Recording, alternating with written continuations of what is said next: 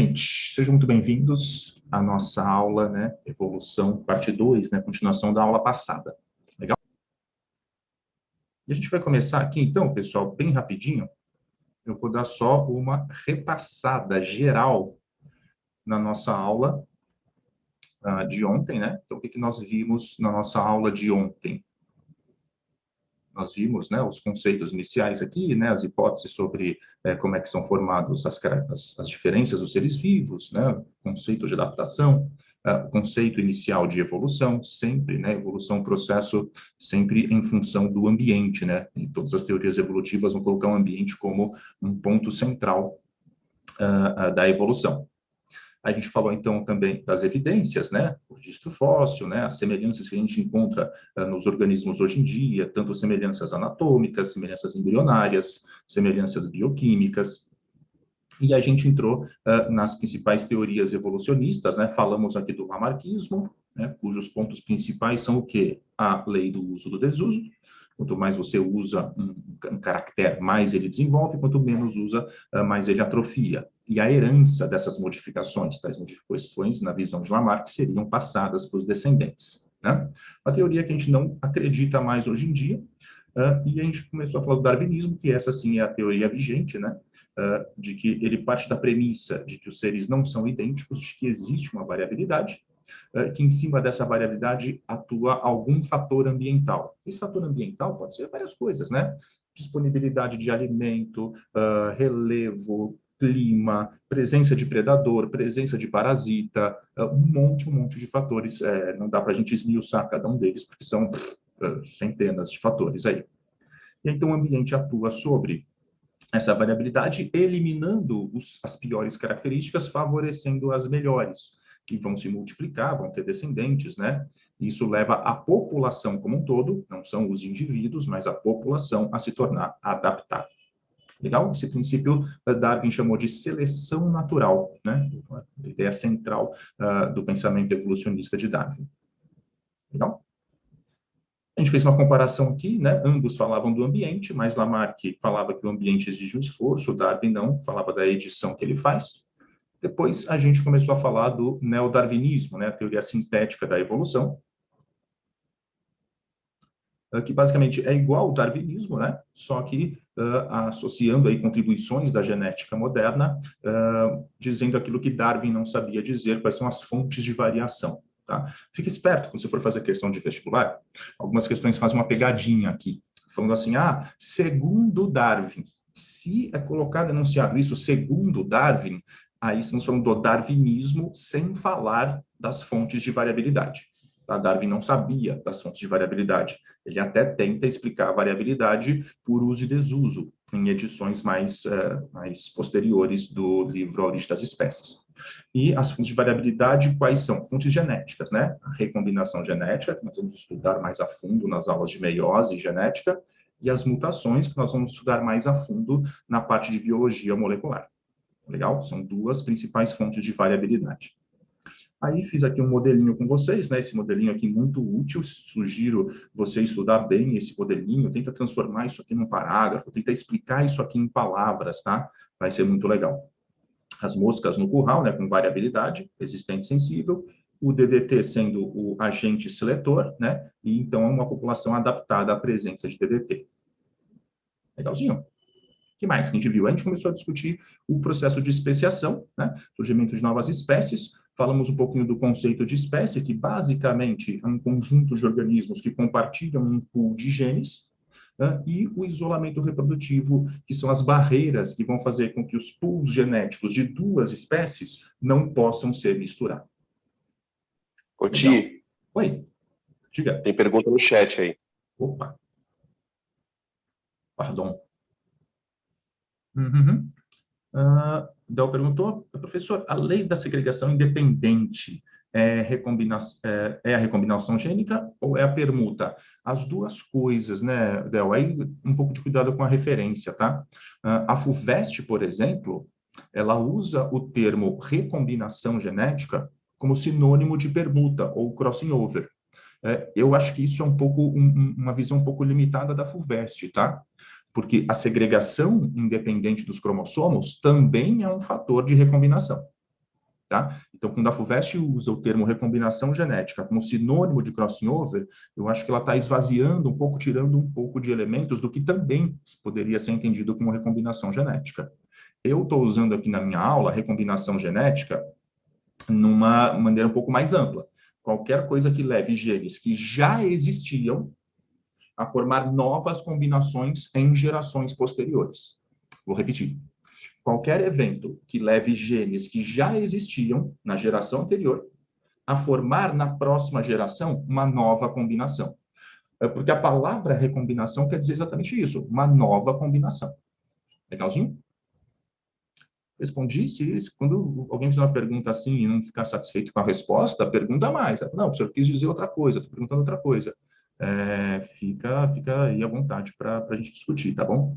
Valeu, Del. Legalzinho. E aí, antes da gente começar, a gente estava falando de especiação, né? Antes da gente começar a nossa aula de hoje, dando continuidade nesse papo da especiação, eu queria te mostrar uma coisa. Eu estava dando uma fuçadinha na internet, e aí eu encontrei... aí eu achei esse textinho aqui, né, na internet, eu queria que vocês dessem uma lida, tá? Ao contrário, o texto está na janelinha pequena e você está na janela grande. Certeza? Oxe. O meu tá assim, pelo menos. Para mim tá ao contrário, tá grande o texto. Tá, então você que pinou a minha imagem aí, Dani. Dá uma lida aí, pessoal. Vou dar um minutinho para vocês lerem esse textinho. Estou tomando meu chá aqui enquanto isso.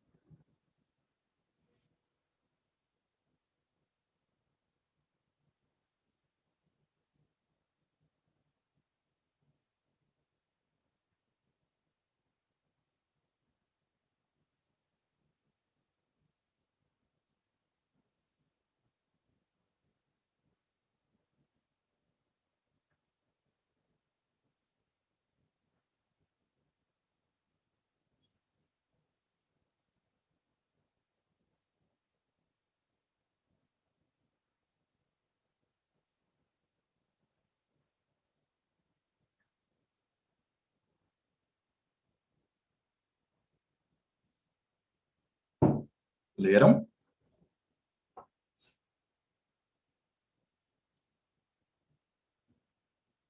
Ó, eu vou colocar aqui no chat, pessoal. Eu vou colocar o site de onde eu tirei isso, tá? Se vocês quiserem depois ler na íntegra a reportagem, vocês podem lá dar uma olhada, tá? Aí eu queria que vocês me falassem, pode ser pelo chat, se vocês preferirem abrir o microfone e falar, tá? Para ser uma coisa mais ligeira e informal. O que vocês acharam desse texto aí? Tudo bem? Legal essa história aí do siso? Vamos por partes. Vocês já tinham ouvido essa história do dente do siso? Vocês sabem o que é o dente do siso? O terceiro molar é aquele que fica aqui no fundo da boca, que algumas pessoas nem têm, né? Algumas pessoas têm. Eu tive a sorte de ter os 4. Os de cima aqui eu tive que tirar, porque, enfim, atrapalhou. E o que vocês me dizem dessa história aí? Vocês já ouviram esse papo? De que o dente do siso vai desaparecer? Oi, Thiago. Oi. Eu nunca escutei essa história, mas pelo que eu li, assim, teoricamente a gente não utiliza mais esse dente, Uhum. porque, como diz, a gente utilizava antigamente para alimentos mais pesados. Hoje em dia, o ser humano, todo mundo, a maioria tira. Muita gente, igual tá no texto, não tem, e pelo que parece, não vai ter. Assim, teoricamente eu acho o certo, porque a maioria das pessoas retiram e a gente não utiliza mais. Como diz, a gente tem mais alimentos processados, pastosos e afins. Uhum. Então, Legal. E é uma boa. tá. Mais alguém quer falar, pessoal? Alguém tem um contraponto, talvez, diferente aí para falar? Porque também quando a gente está em reunião assim, acontece. Se você já se sentiu contemplado na fala de outro, fala, professor, já preciso falar, não tem mais nada a acrescentar. Se você não se sentiu, se você discorda, você também tem liberdade para falar. O que vocês acham aí, gente? Alguém discorda? Tem pergunta no chat. Tem pergunta no chat.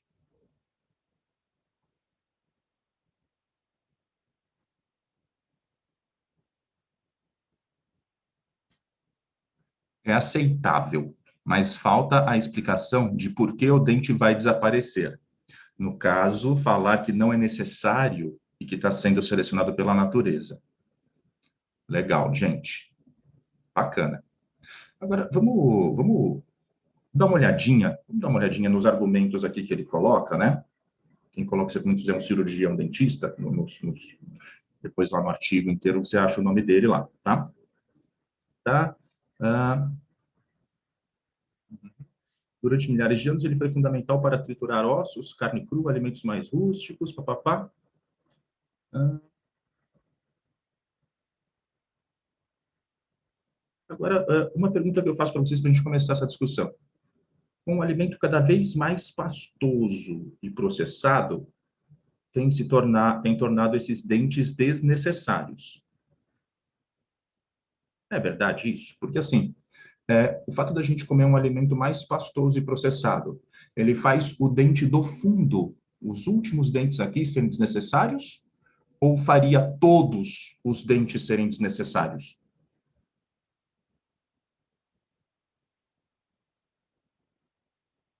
Não parece para vocês um pouco estranho falar que o alimento pastoso só torna os dentes lá do fundo desnecessários? Então, esse é um primeiro ponto que eu gostaria de chamar a atenção. Segundo, com relação ao desaparecimento do siso nas novas gerações, por uma suposta mutação evolutiva, o cirurgião diz não haver ainda nenhuma comprovação científica. A mudança estaria ocorrendo devido à mudança na dieta do homem. O dente do siso está desaparecendo porque, ao contrário de antigamente, pela modificação da dieta do indivíduo, a gente se alimentava de caça, comia carne, utilizava bastante os dentes. Hoje estamos modificando a dieta ao longo dos anos, então acabamos usando menos a mastigação. Que tipo de argumento evolutivo é esse que o cirurgião dentista está defendendo? Pelo que nós discutimos na nossa aula de ontem, você identifica qual é o argumento evolutivo, qual é a teoria evolutiva que ele está defendendo?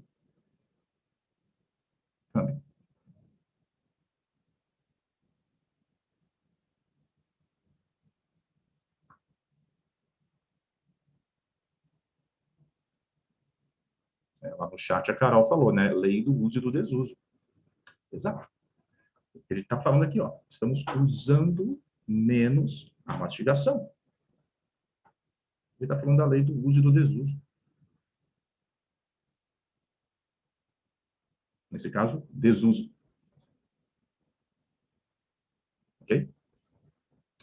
Ele já tinha dado essa pista aqui em cima, né? Esses dentes são desnecessários.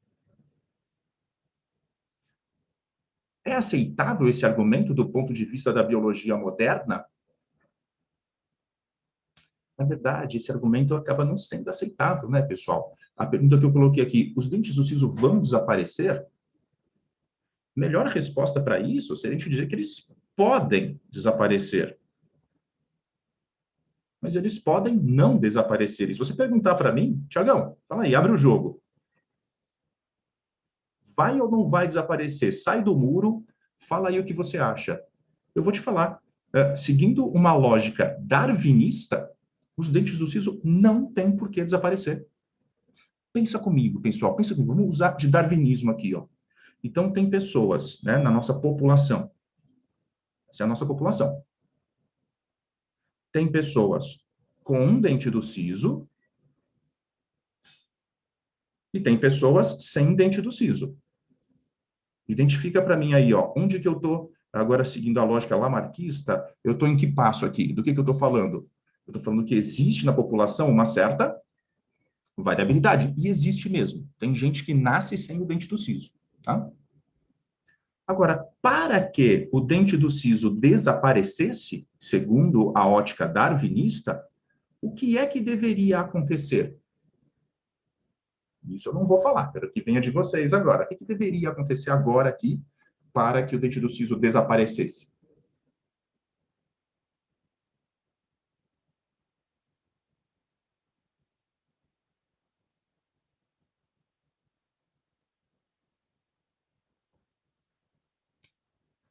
Exato, Eduardo. E agora especifica melhor isso, Eduardo. Pode ser o Eduardo ou qualquer um, seleção natural. E o que deveria, como é que se traduz a seleção natural em termos práticos? O que deveria acontecer com as pessoas que têm dente do siso?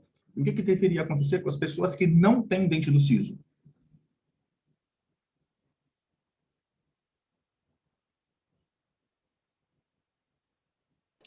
Com o passar dos anos, quem não tem o dente ia continuar e quem tem não ia se adaptar ao meio e ia acabar desaparecendo.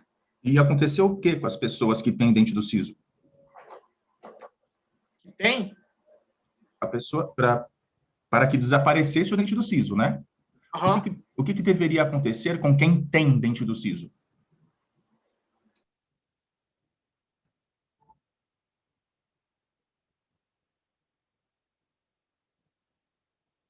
A morte, gente.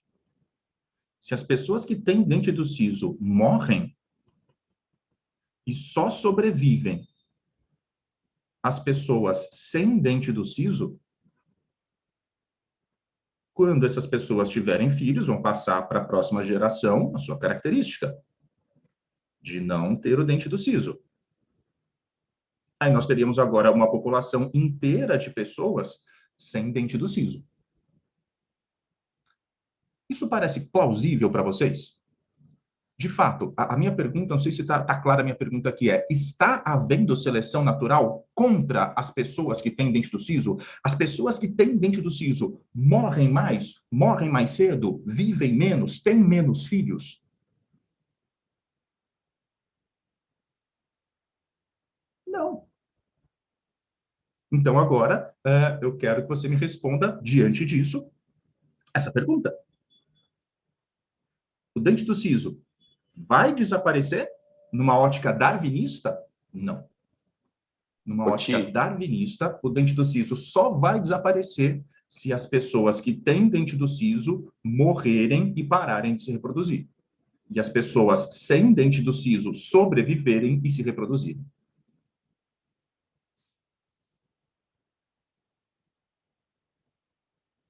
Isso que a gente está fazendo aqui, pessoal, não sei se você tem a consciência, é uma coisa muito importante, né? Essa transposição. A gente tem um conceito na pedagogia que é o seguinte: para você avaliar de maneira mais precisa se um aluno aprendeu alguma coisa, apresenta para ele o mesmo conceito que ele aprendeu, só que em outro contexto. Eu apresentei para vocês o contexto da seleção natural, do neodarwinismo, com as moscas no curral com DDT. Mas aquilo é só um modelo. O que você precisa é extrapolar aquilo para todos os outros casos que existem, para a gente realmente conseguir entender se aquilo é, de fato, uma regra, se aquilo realmente é assim que a natureza funciona. Tudo bem, pessoal?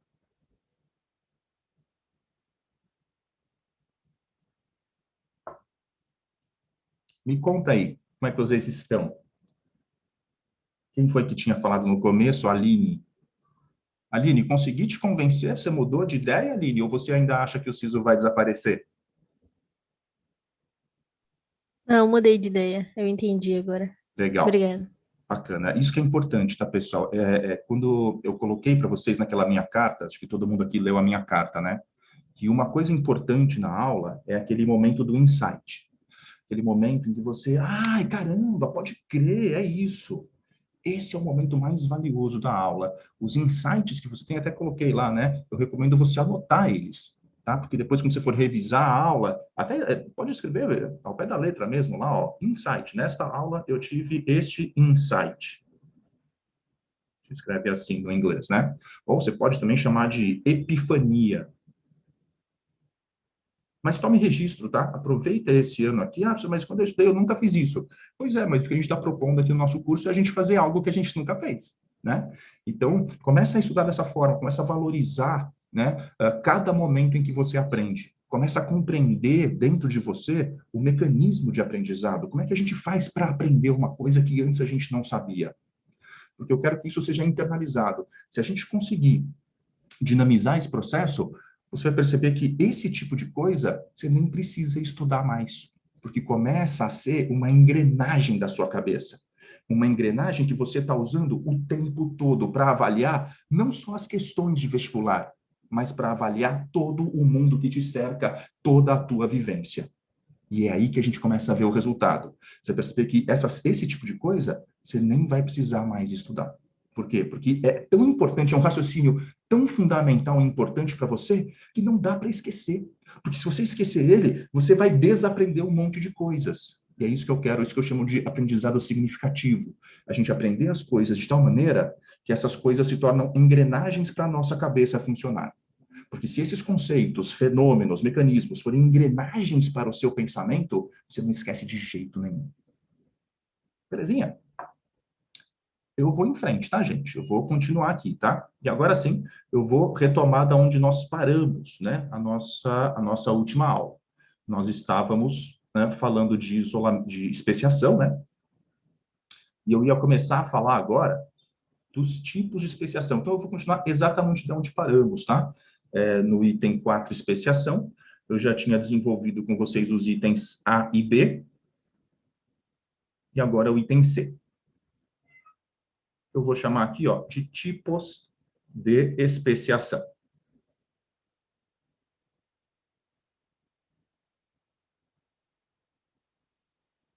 Quais são os tipos de especiação? Nós temos dois tipos principais, tá? Eu vou fazer uma espécie de um quadrinho comparativo. A especiação alopátrica. Que nome difícil, professor.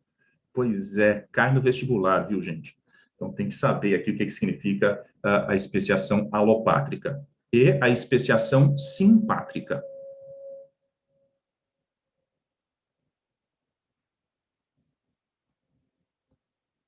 A alopátrica é aquela, ao pé da letra, traduzindo essa palavrinha aqui ao pé da letra, o que significa? É em locais diferentes.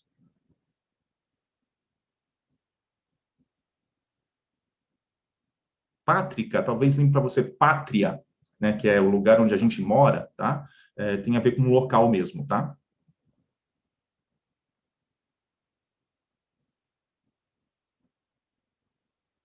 E simpátrica quer dizer no mesmo local. Sim quer dizer junto, né? Pátrica, local. Então, simpátrica no mesmo local. O mecanismo mais clássico é a especiação alopátrica. A especiação alopátrica é a especiação clássica, cai mais nas provas. Vamos estudar primeiro ela, para depois a gente poder, né, comparar com a simpátrica. Então, como é que funciona quais são os passos, né, de uma especiação alopátrica? Os passos da alopátrica são o seguinte: num primeiro passo, num primeiro momento, nós teríamos uma população vivendo aqui num ambiente qualquer. Então, imagina aqui um ambiente qualquer.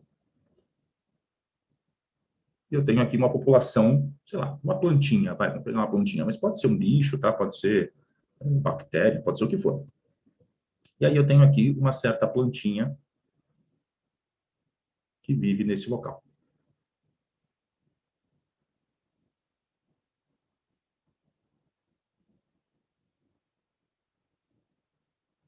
Ok? Então, o que vai acontecer aqui? Primeira coisa, né? Então, nós temos uma população original de uma espécie.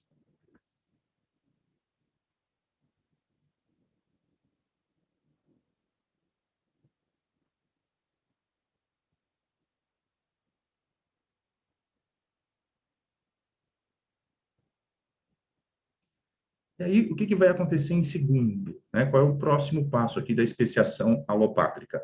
Deve agora haver uma separação geográfica nessa população. Essa população, ela tem que ser dividida por algum fator geográfico. Legal? Então, ocorre agora um isolamento geográfico. Por que é que se dá esse isolamento geográfico? Por N motivos também. Aqui, no meu modelinho, o que eu vou fazer é uma enchente aqui, ó. Aqui alagou.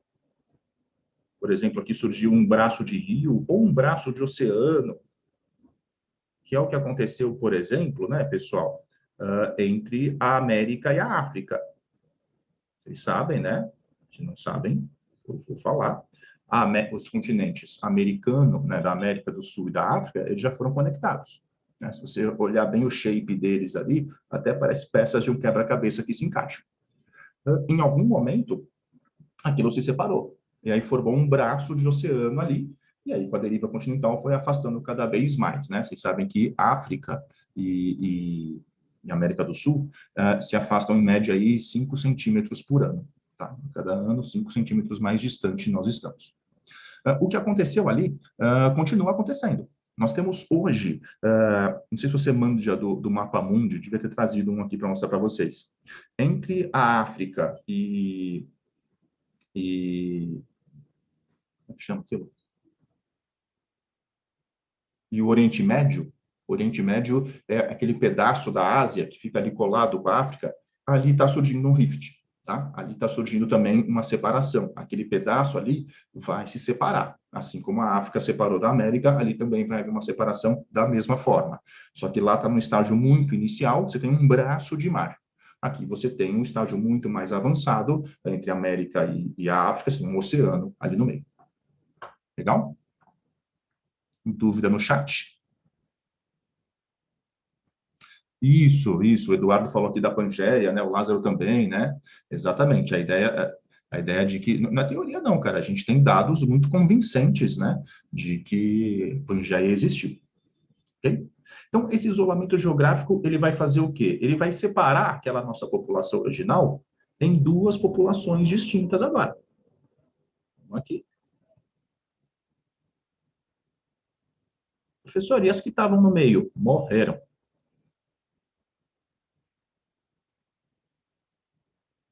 E agora tem que passar um certo ΔT, tá, pessoal? Tem que passar aqui um tempo, que não pode ser pouco. Tem que passar um tempão. Estamos falando aí, por quê? Porque as mudanças populacionais, elas só podem acontecer ao passar de gerações. Então tem que passar muitas gerações.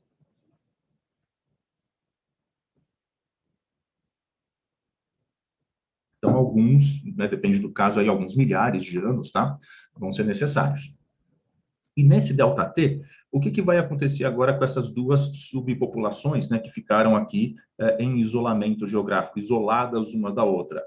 Agora, elas não se reproduzem mais. Mas não é porque elas são incompatíveis, tá? Elas são compatíveis. Elas só não se reproduzem porque estão distantes. E aí, qual é que vai ser o problema? Essa galerinha só se reproduz entre si, essa galerinha só se reproduz entre si. Mas o que vai acontecer ao longo desse ΔT? Novas mutações. E aqui é um ponto importante. Uma mutação que aconteça aqui, ó, vamos chamar essa população aqui, ó, de A, e essa aqui de B. Uma mutação que aconteça em A. Pode passar para os filhos e para os netos, para os bisnetos, pode ir se tornando uma mutação frequente aqui. Ela vai aparecer em B a exata mesma mutação?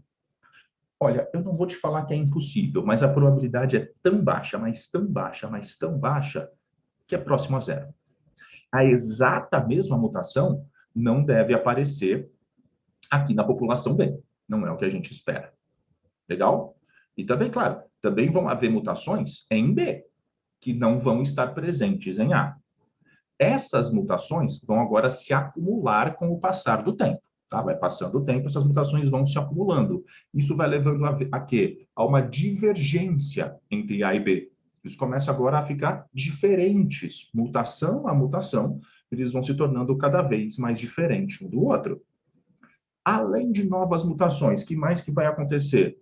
Talvez esses ambientes não tenham exatamente as mesmas características. Um pode ter, sei lá, mais vento, o outro mais umidade, um tem um solo mais rochoso, o outro um solo mais arenoso, não sei. Pode ter diferenças ambientais. Diferenças ambientais vão levar a quê? A seleção natural diferencial.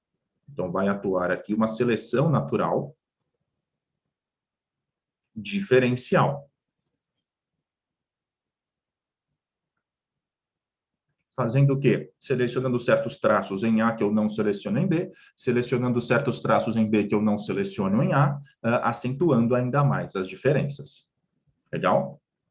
Passado, então, um bom tempo da seleção natural atuando e das mutações acontecendo, nós vamos chegar neste terceiro momento, que é o quê?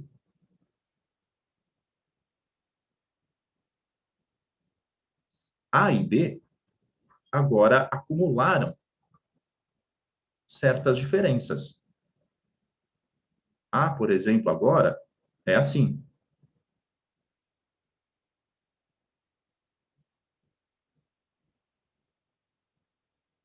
E B é assim. Claro que eu estou fazendo um desenho muito bobo aqui, mas o que eu quero que você interprete desse meu desenho é que eles se tornaram, né, diferentes, com várias características distintas, morfológicas, né, enfim, diversas. Ok? E agora a gente vai verificar se eles constituem, na verdade, variedades de uma mesma espécie ou espécies diferentes. O que a gente vai tentar fazer com esses caras? A gente vai colocar juntos e vai tentar realizar a reprodução. Caso a reprodução entre eles não seja mais possível, eles agora constituem duas espécies distintas. Legal? Vou colocar aqui, ó. Caso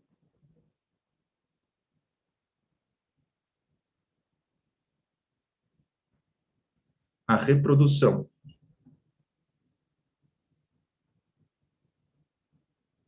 entre A e B não seja mais possível,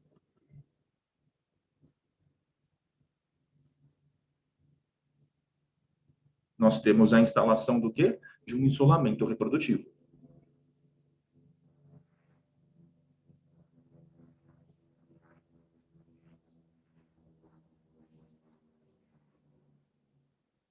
Se for constatada a instalação do isolamento reprodutivo, nós dizemos então que houve especiação. Ou seja, o pool genético de A e o pool genético de B agora estão completamente separados. São dois pools distintos que não se misturam mais, que não podem mais coalescer e virar um grande poolzão. Vão se permanecer agora separados para sempre. Nós temos, então, a fundação de duas espécies distintas. Legal? Alguns autores colocam aqui, né, que a barreira geográfica deve desaparecer. Tudo bem, pode ser. Ou pode ser uma migração, né? Pode ser que esses caras migrem, né? Enfim. Tem uma dúvida aqui no chat?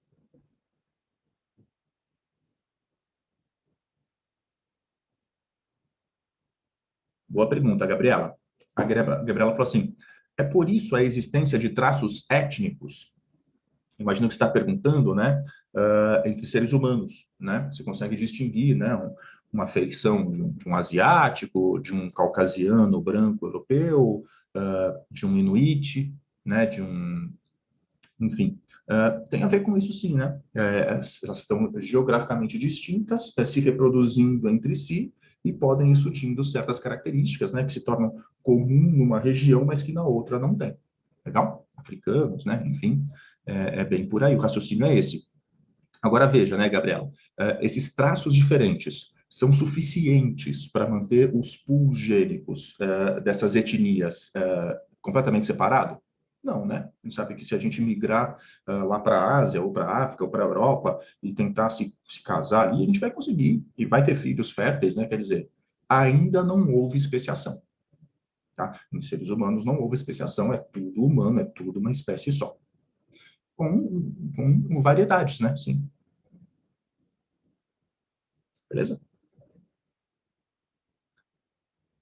Muito bom, gente. Como eu falei, essa é a visão clássica, né? A especiação alopátrica é que você tem que estudar primeiro, é a visão mais clássica da especiação. E a especiação simpátrica seria a mesma coisa, tá? Seguindo os mesmos passos, só que sem o isolamento geográfico. Caramba, professor, como é que poderia, então, haver especiação, mas sem o isolamento geográfico? Durante muito tempo, a gente achava que não era possível.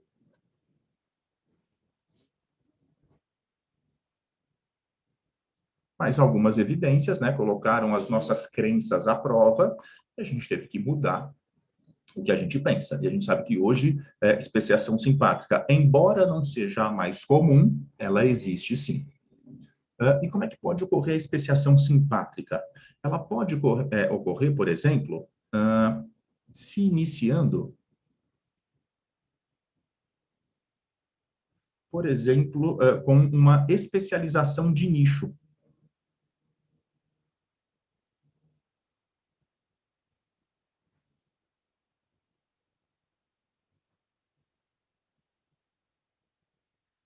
O que é isso? Né? Eu vou te dar um exemplo aqui, o exemplo dos morcegos. Tá? Parece que eu gosto de morcego, né? Eu falo bastante de morcego na aula. O que aconteceu com os morcegos?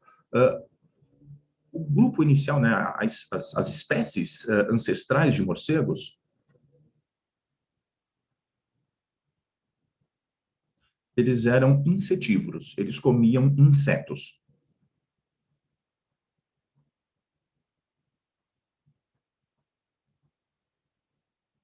Legal? E aí eles têm uma capacidade de detectar um inseto em pleno voo, né? Eles têm aquela história do sonar, que eles emitem um ruído supersônico, o ruído bate em alguma coisa, eles captam o eco e conseguem localizar onde é que está a sua presa. É uma coisa muito sofisticada, né, o morcego.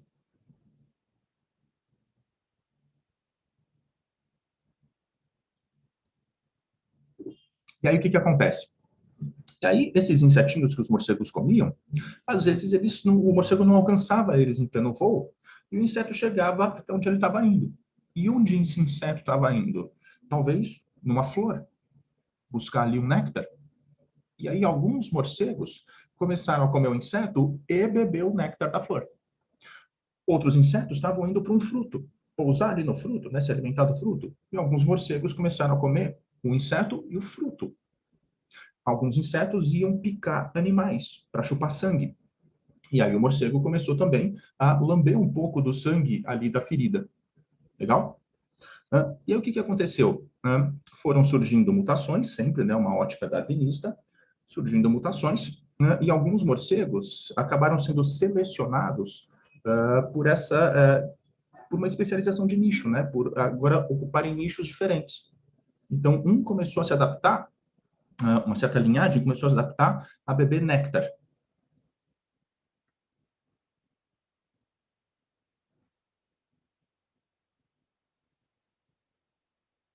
Então, se esse inseto ia para uma flor,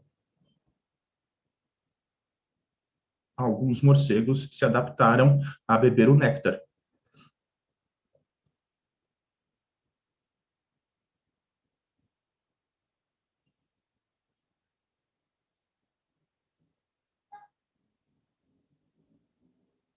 Alguns insetos, né, que iam para um fruto, o morcego se adaptou à frugivoria. Frugívoro é quem come fruto. Alguns iam para animais, e alguns morcegos se adaptaram à hematofagia, comer sangue. É o que acontece. E talvez, em algum passo inicial, esses morcegos ainda fossem generalistas e pudessem consumir de tudo um pouco. Só que quanto mais surgissem adaptações, mais competente ele ia ficar em explorar um desses recursos. E aí esse acabava sendo o seu recurso preferencial. Aí quando o morcego já está por ali, se alimentando do sangue do animal, no cavalo do lado ali tem uma morcega se alimentando. Eles, já que a gente está frequentando aqui o mesmo local, estamos circulando aqui no mesmo ambiente, por que a gente não vai lá e se acasala? Então, isso começou a levar a acasalamentos preferenciais, por quem ocupava o mesmo nicho, por quem vivia ali mais ou menos no mesmo ambiente. E isso acabou levando a um isolamento reprodutivo. É muito mais difícil, né, de isso acontecer no mesmo local. Por quê? Porque o morcego, de vez em quando, ele pode ir lá e se acasalar com outro, aí o fluxo gênico, ele é mais intenso, né?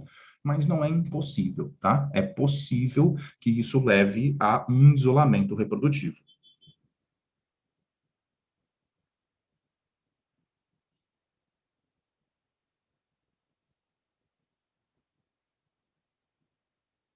É possível, porém mais raro, que se instale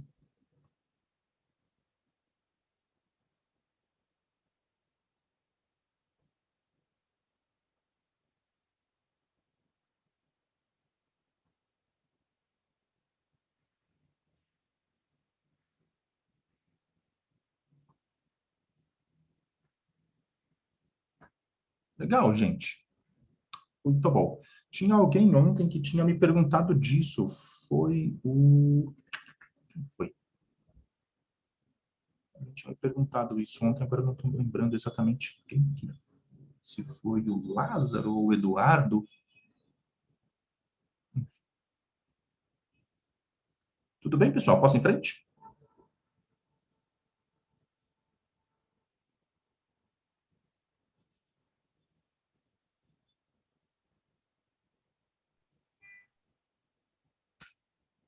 Pessoal, eu acho que eu não desabilitei vocês de riscarem a tela. E alguém aí acidentalmente riscou a tela. Esse risco eu não consigo apagar, porque acho que... Fui eu, sem querer. Você consegue O que eu apagar? faço agora? Apaga, põe o eraser, põe a borracha.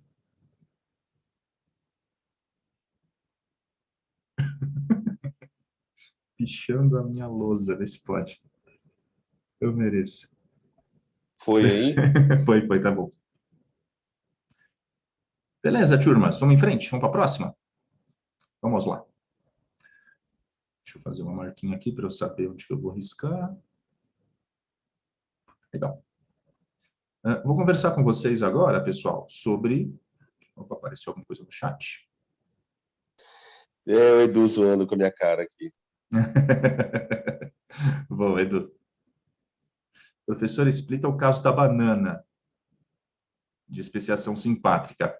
Ah, tá. Esse é um caso mais avançado, né, Edu? Porque esse caso da banana, o que aconteceu? Aí teve alterações, começou por alterações genéticas, tá? Esse eu vou deixar para falar um pouquinho mais para frente, tá? Eu não vou falar hoje não, porque senão fica uma coisa meio, não sei, eu acho estranho, meio encavalada, sabe? É interessantíssimo, tá? Eu acho interessante você perguntar, tá? Mas eu vou dar uma segurada nesse, eu te falo mais para frente, tá bom? Vamos lá, pessoal. Deixa eu bater um papo com vocês agora, então. Próximo ponto que eu quero discutir aqui, falar um pouco sobre adaptação.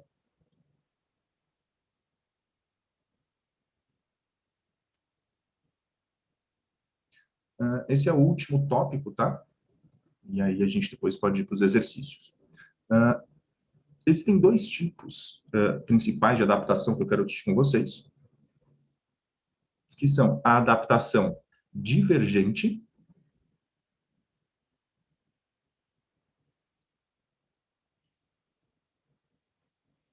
também chamada de irradiação adaptativa.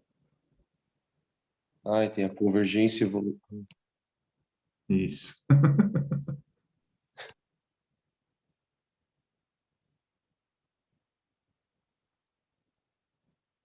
O que é isso? Isso é quando nós temos um ancestral comum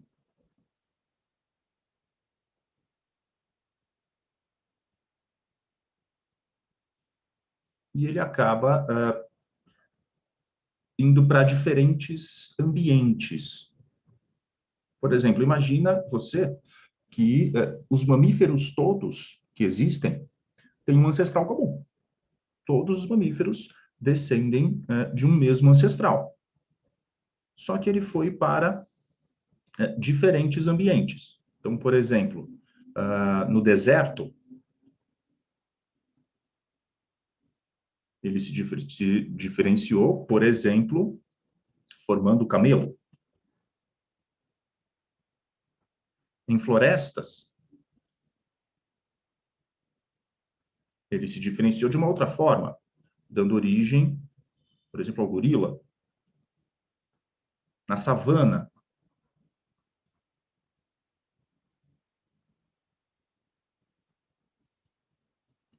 deu origem ao leão. No rio, deu origem ao hipopótamo. E todos esses animais, que são mamíferos, todos eles vêm de um mesmo ancestral. Legal? Claro que o parentesco é bem distante, né? Mas houve uma irradiação adaptativa a partir de um ancestral comum, sujeito a diferentes ambientes, olha o darwinismo aí, sujeito a diferentes ambientes, diferentes mutações ocorrem e são selecionadas, levando à divergência, né? Levando à separação, à diversificação. Legalzinho? Essa é a ideia. Normalmente, neste caso, esses animais, né, ou plantas, né, o que quer que seja, ainda guardam algumas semelhanças internas, legal? Então, ocorre nesse caso, né, a adaptação a diferentes ambientes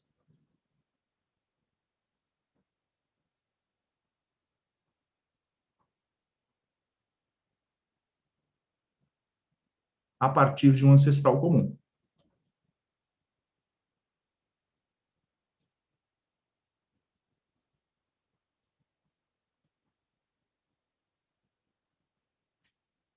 E, neste caso, a gente observa frequentemente semelhanças internas.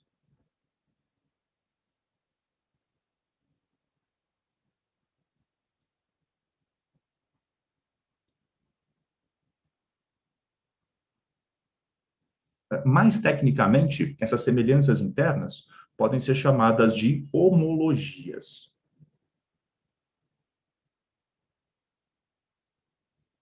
O que é homologia? O que são órgãos homólogos ou estruturas homólogas? São estruturas que têm a mesma origem embrionária. São órgãos ou estruturas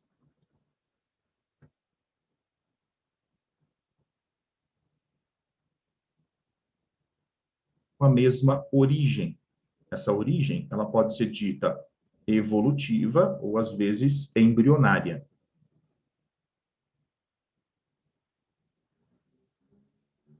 Por exemplo, né, se você pegar lá um golfinho,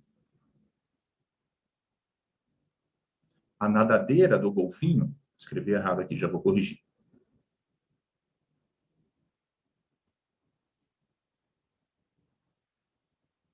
Tá lá o golfinho. Não sou muito bom de desenhar golfinho, tá, pessoal? Mas o golfinho, ele é mais ou menos assim, ó. Percebe-se? A nadadeira do golfinho, o que que ela é? Ela é o bracinho dele, na verdade. Você vai encontrar lá dentro da nadadeira dele um húmero, um rádio e uma una bem pequenininhos, os ossos aqui do carpo, os metacarpos e as falanges. Legal? Se você olhar um braço humano, você vai ver as mesmas coisas, né? O húmero, o rádio, a una, os ossinhos do carpo, os metacarpos e as falanges.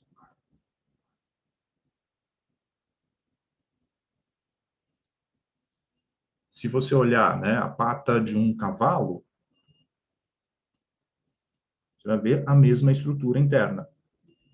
Um número, um rádio e uma una, um metacarpo e uma falange. No caso do cavalo, é uma falange só. Legal?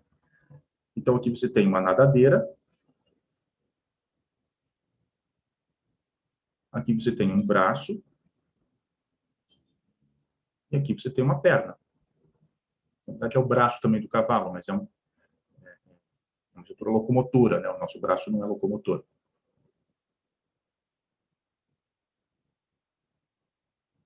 Chama de pata.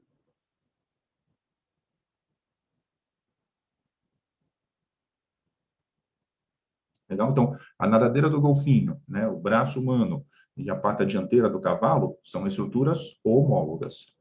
Elas podem ter funções diferentes, tá? É possível. Estruturas homólogas podem ter a mesma função também, tá? Não é obrigatório que elas tenham funções diferentes.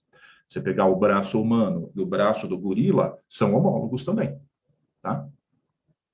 Essa é a ideia. Então, normalmente, as homologias são uma evidência de que houve adaptação divergente, de que houve radiação adaptativa. Faz sentido isso? O outro tipo de adaptação neste sentido é a adaptação convergente, seria mais ou menos o contrário disto.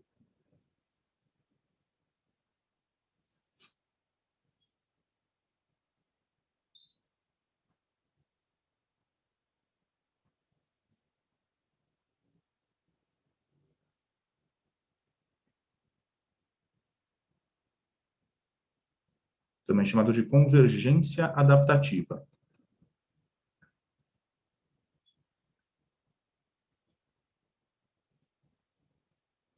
O que acontece nesse caso?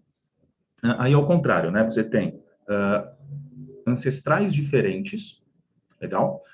Gerando organismos parecidos, porque eles ocupam um mesmo ambiente. Então, a partir de um ancestral A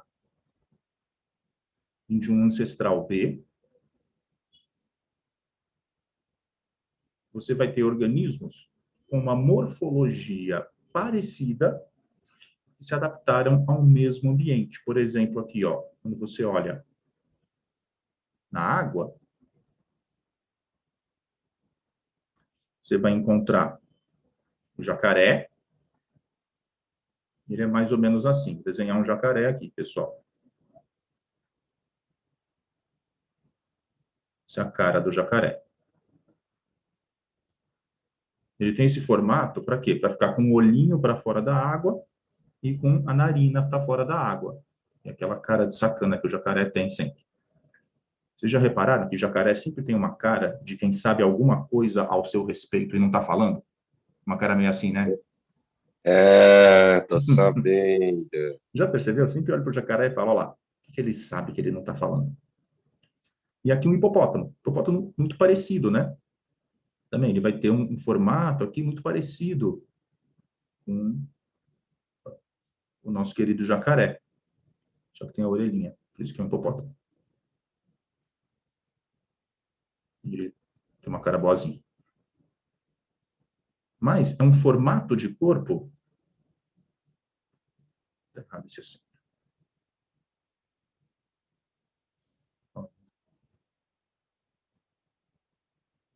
É um formato de corpo adaptado a essa condição, né, de viver dentro da água e deixar os órgãos dos sentidos, né, os olhos, a orelha e também o nariz para respirar ar para fora da água. Legal? Não tem nenhum parentesco, um parentesco muito distante, né, porque são vertebrados, tá? Mas o jacaré é um réptil, né, o hipopótamo é um mamífero, mas eles convergiram para um formato de corpo parecido, ok? Isso que a gente chama de convergência adaptativa ou adaptação convergente, né? Então, nesse caso, a partir de ancestrais diferentes,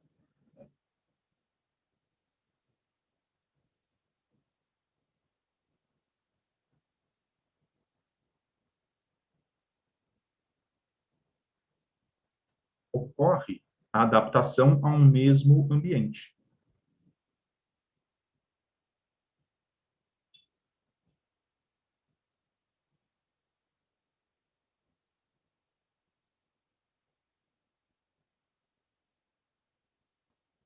Legal?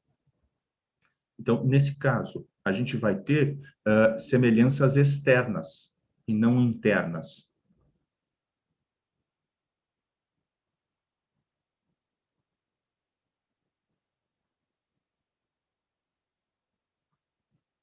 E a gente vai ter também, nesse caso, as analogias. Na aula de ontem eu tinha falado para a gente tomar cuidado, o Del tinha perguntado para mim, né? Ah, mas sempre que eu tiver semelhança, eu posso falar que tem parentesco? A gente tem que verificar se essa semelhança não é uma semelhança por analogia.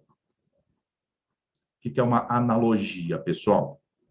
São estruturas ou órgãos com a mesma função, adaptados à mesma função, mas com origem diferente.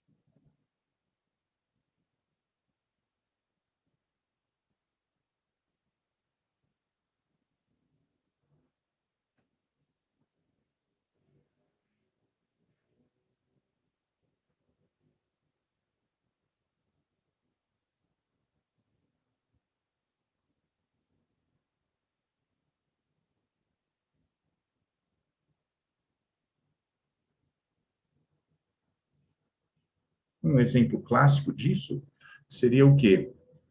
Quando você vê as asas, né, de diferentes animais. Por exemplo, as asas de uma borboleta. Está lá a borboleta bonitinha, tem lá o seu corpinho, né? E tem aquelas asas majestosas. E quando você pega, por exemplo, uma ave, né, um passarinho, que a asa dele é, na verdade, o bracinho dele, com as mãos, os dedinhos da mão fundidos aqui, né?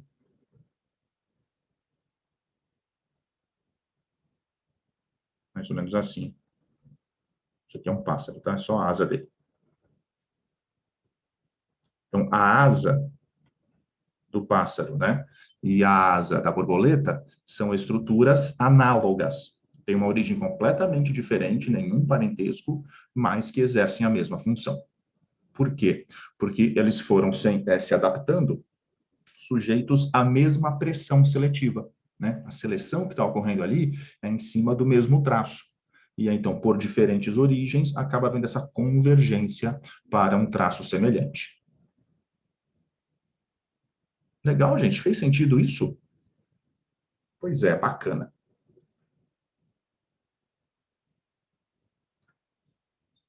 Eu falei que esse era o último tópico, mas, na verdade, não era, eu menti, tem mais um. Queria conversar com vocês também, um pouquinho aqui. Espaço aqui, acho que eu vou para uma outra coluna. Queria falar um pouquinho sobre seleção.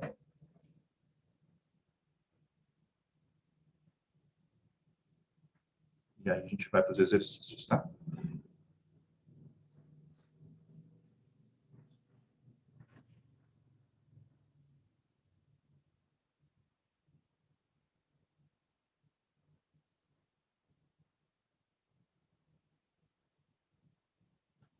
Seleção tem de diversos tipos, né? A mais famosa delas é a seleção natural.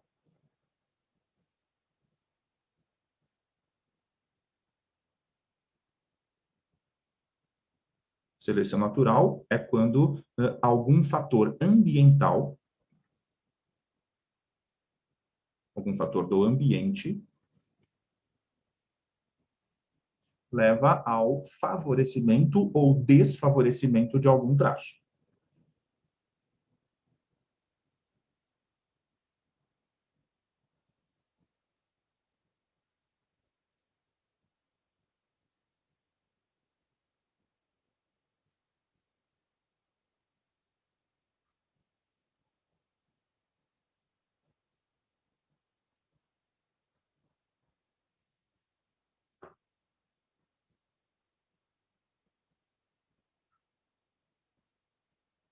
Uma característica. A seleção natural, ela pode ser dividida em tipos, ok? Quais são os principais tipos de seleção? Tem a chamada seleção estabilizadora.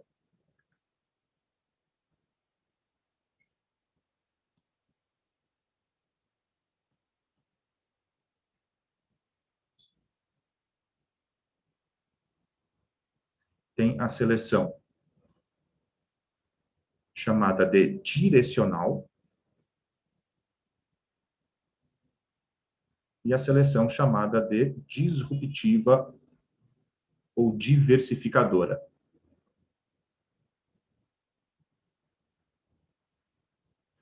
Quais são as características, né? Esse tipo de seleção a gente consegue comparar melhor num gráfico, onde no gráfico a gente vai ter o quê? Aqui, no eixo de pezinho, é a frequência. O que é a frequência? É a porcentagem de indivíduos com aquela característica, ok? E aqui, nesse eixo deitadinho, é o fenótipo. O que pode ser esse fenótipo aqui? Então, imagina uma variável contínua aqui do fenótipo. Pode ser, por exemplo, cor, do branco até o marrom, passando pelos tons aqui de amarelo, bege, castanho, até chegar no preto, talvez. Poderia ser tamanho, aqui de um tamanho mínimo, sei lá, 10 centímetros, passando por tamanhos intermediários até um máximo, sei lá, 50 centímetros. Então, esse fenótipo aqui pode ser qualquer característica, tá? Qualquer característica. E aqui a porcentagem de indivíduos na população que tem aquele particular fenótipo. Como é que vai ficar, então? Numa seleção estabilizadora, eu vou fazer duas curvas, tá, pessoal? Eu vou fazer em verde a curva, a população original.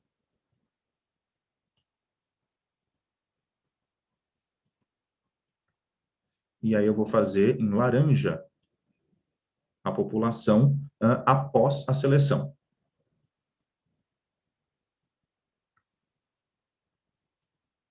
Legal? Digamos que no início, a minha população ela tinha esta distribuição. Então, o que você percebe aqui, analisando a população original? Que nós tínhamos, né, poucos indivíduos extremos, né, poucos extremos, a maioria aqui um fenótipo mais intermediário. Legal? Numa situação estabilizadora, o que a gente vai ter depois de algum tempo? Algo mais ou menos assim, ó.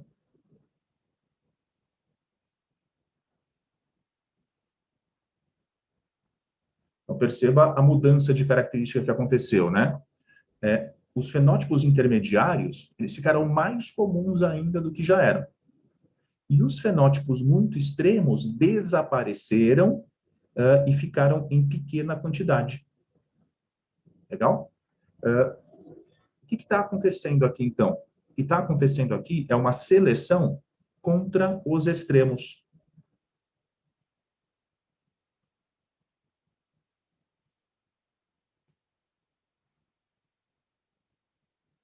Tem um exemplo disso na vida real? Um monte. Um exemplo disso, bem clássico, né?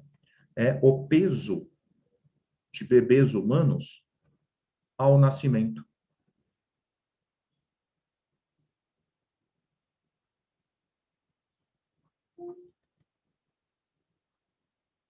Quer dizer, o bebê que nasce muito pequenininho, muito mirradinho ali, né, com 1 quilo, 1,5 quilo, muitos acabam não sobrevivendo. O que nasce muito grandão também, ele sofre muito ali no parto, né, tem muitas complicações no parto, também é difícil a sua sobrevivência. Então, a maioria dos bebês humanos acaba nascendo com algo ali entre 2,5 e 3,5 quilos.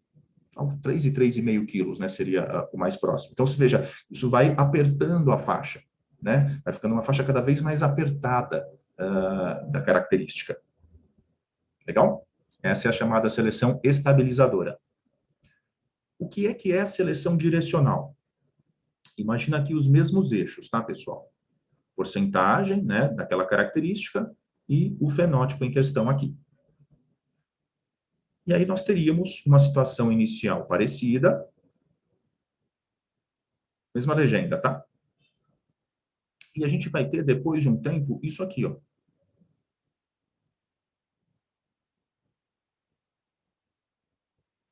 O que aconteceu? Parece que a característica, ela parece que se deslocou, né? Por isso que chama seleção direcional. A característica andou em cima desse eixo aqui, mais para um dos extremos. No caso aqui, eu fiz vindo para o fenótipo máximo, né? Por exemplo, aqui poderia ser a adaptação a um ambiente escuro, selecionando, né, os animais de pelagem mais escura. E aí os de pelagem muito clara ficam muito evidentes, né? São muito facilmente predados, ou se for predador também não consegue caçar, porque ele chama muita atenção, todo mundo percebe ele chegando, tá? Então, aqui uma seleção direcional. Ela pode ser para um lado, ela poderia ser para o outro. Depende do quê? Depende do ambiente. Se a gente for num ambiente nevado, por exemplo, aí a gente vai selecionar os mais claros. Aí a curva ficaria para o outro lado aqui. Tá? Opa, fiz bobagem. Legal? Então, depende. A direcional ela pode ser para um lado ou para o outro, tá? Não é para você achar que é sempre para o máximo, não. Pode ser para o mínimo. Então, o que houve aqui? Aqui houve seleção a favor de um dos extremos.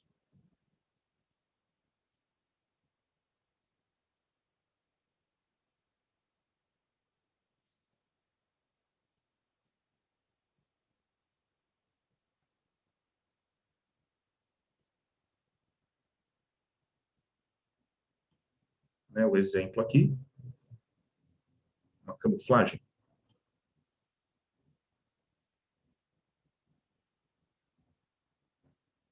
E a seleção disruptiva é a mais rara da gente encontrar. Existem alguns poucos casos, tá? Onde nós temos este comportamento aqui, ó.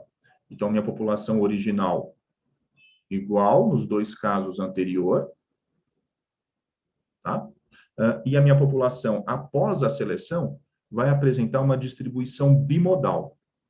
Uma coisa assim, ó. Legal? O que está acontecendo aqui, pessoal? Olha que loucura.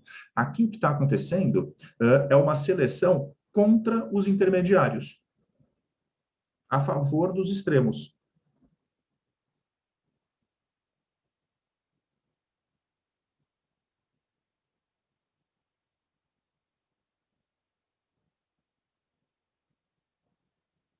Tem exemplo disso? Existe isso? Existe, tá? Existe sim. Um exemplo disto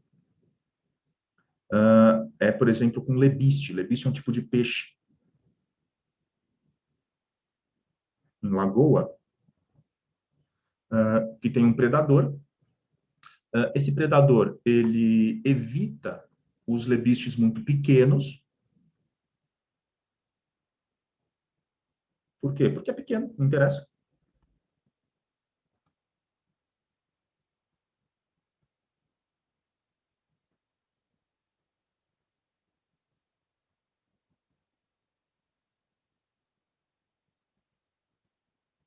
Mas ele não consegue comer os grandes porque não cabe na boca.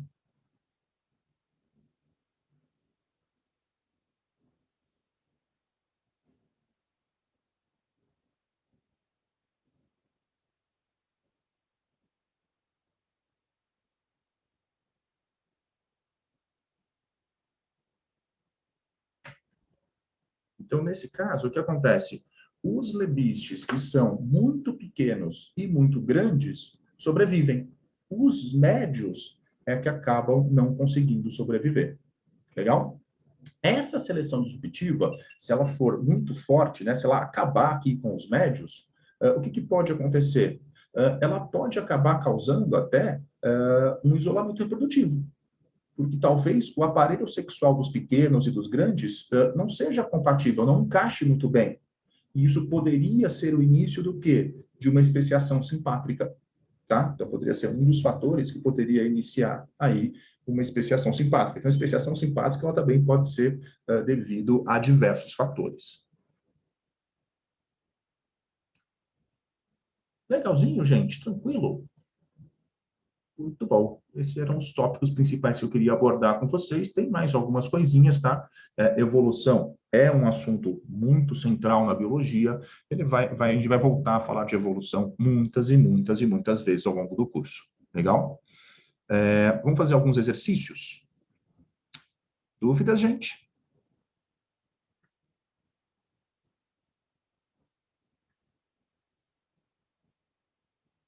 Não? Vamos dar uma olhadinha nos exercícios, então, tá?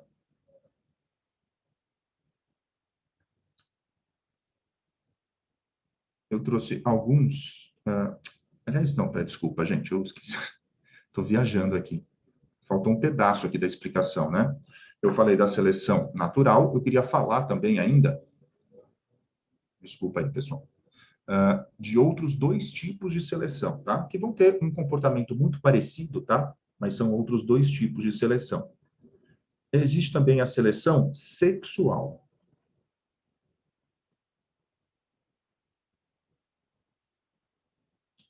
O que é a seleção sexual? É quando existe, né, algum critério de escolha de parceiro.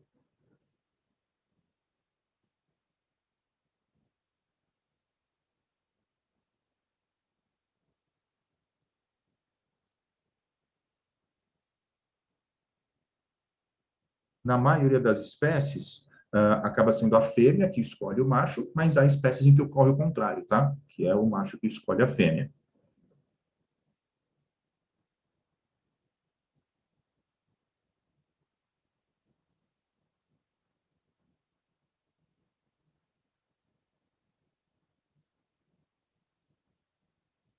Não, nesse caso, então, existe algum critério para a escolha do parceiro sexual. O que vai acontecer, então, nesse caso? a característica que vai ser selecionada, ela não é porque ela confere uma melhor sobrevivência, mas porque ela é escolhida, ela confere uma escolha com o parceiro sexual. Porque o que é importante para a seleção, é claro, a sobrevivência é importante, mas a sobrevivência só é importante por quê? Porque quem sobrevive tem filhos, e quem morre não tem filhos. E aí, quem sobrevive e tem filhos, passa seus genes adiante. Quem morre e não tem filhos, não passa os genes. Então, a seleção sexual, ela vai ter um efeito muito parecido com a seleção natural.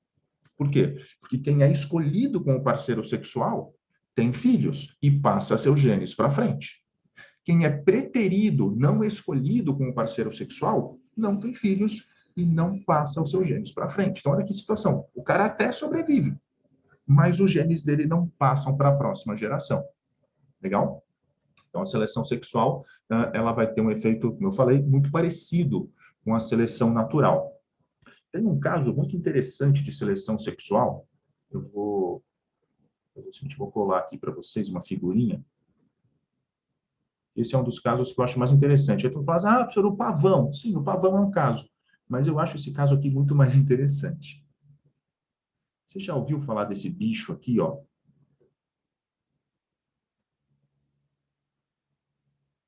Você já ouviu falar?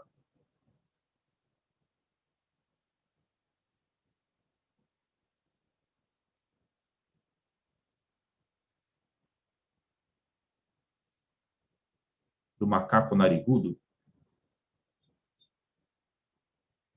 Por que você não me deixa mover?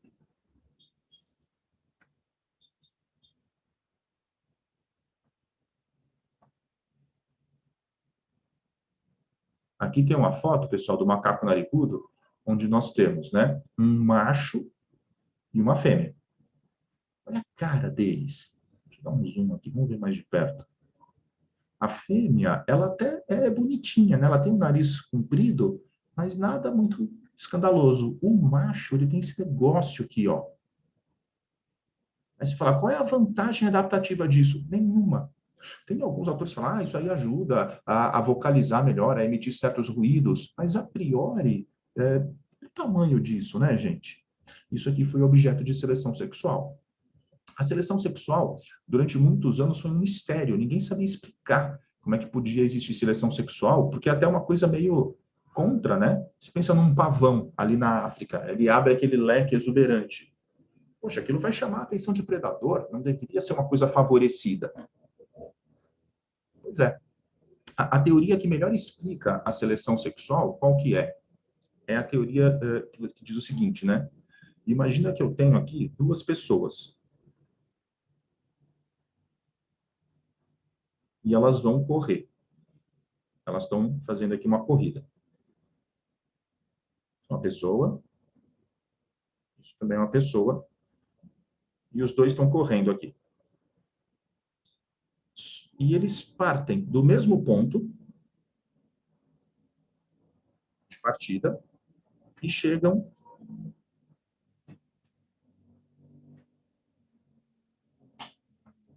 no mesmo ponto de chegada juntos. Falar, o senhor empatou, né?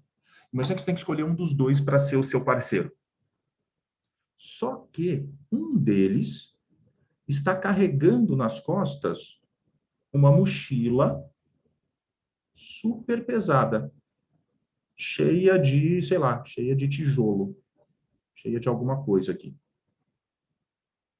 Então, qual que é a ideia? Se eles partiram do mesmo lugar e chegaram juntos no final, esse cara que está carregando um peso maior, ele me parece mais capaz. E aí faria sentido eu selecionar esse cara como parceiro sexual, porque provavelmente ele deve ter algo de melhor.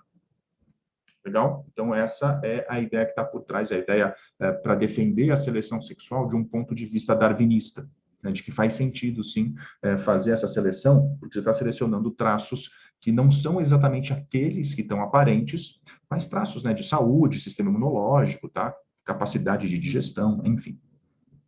Ok? E o outro tipo de seleção que existe, que foi inclusive o que inspirou Darwin, é a seleção artificial.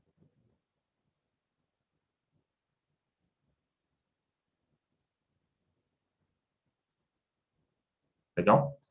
O que é a seleção artificial? Chamamos de seleção artificial aquela que é executada pela vontade humana.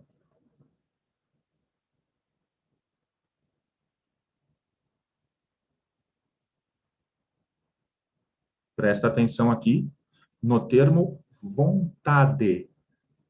Eu vejo muita gente confundindo isso aqui em provas, tá, pessoal? Por quê? Porque o pessoal guarda errado que a seleção artificial é qualquer seleção feita pelo homem. E não é verdade, não é assim. A seleção artificial é aquela feita, executada pela vontade humana, com intenção. Legal? Exemplo. Por exemplo, características aí de raças de cachorro. Todas as raças de cachorro foram produzidas por seleção artificial.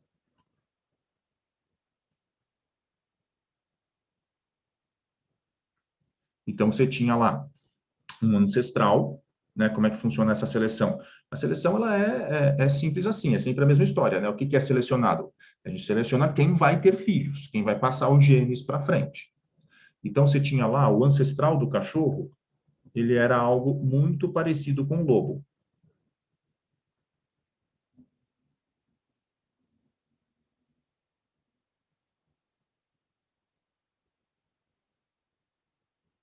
Por exemplo, aqui, ó, com as orelhas para cima.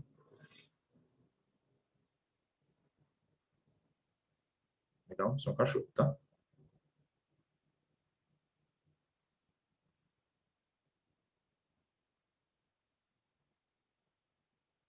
Aí surge um mutante com a orelhinha para baixo.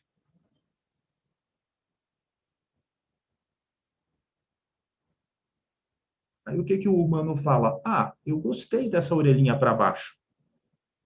E aí ele faz o quê? Pega esse de cachorro de orelha para baixo e cruza com os outros. E aí cada filhote de orelha para baixo, ele vai lá e cruza mais. Os de orelha para cima, ele deixa de cruzar. O que está acontecendo? Uma seleção de uma característica. Como é que é a seleção? Seguindo, veja, mais ou menos os mesmos princípios da seleção natural, que é o quê? Alguém se reproduz e tem filhos, o outro não se reproduz e não tem filhos. Só que não é o ambiente selecionando a característica, mas sim a vontade humana selecionando aquela característica. Legal? Cuidado, porque existem muitas armadilhas aqui, tá? Só vou explicar, eu estou falando de orelha para cima. E aqui, orelha para baixo. Eu vou te contar um caso agora, tá? Qual é o caso? O esturjão. Já ouviu falar de esturjão? Você sabe o que é o esturjão?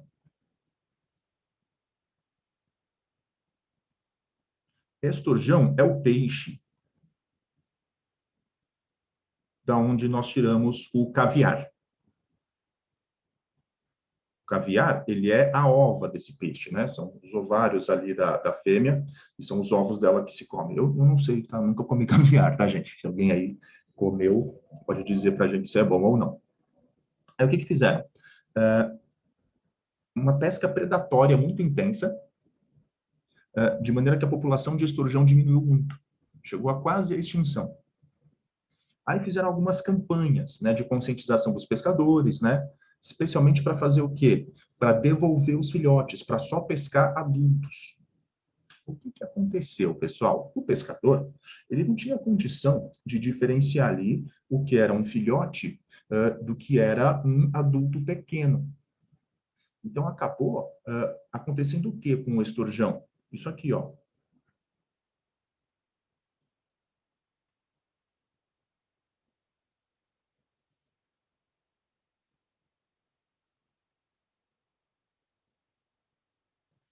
Começaram a perceber que o peso médio, aqui é a característica peso,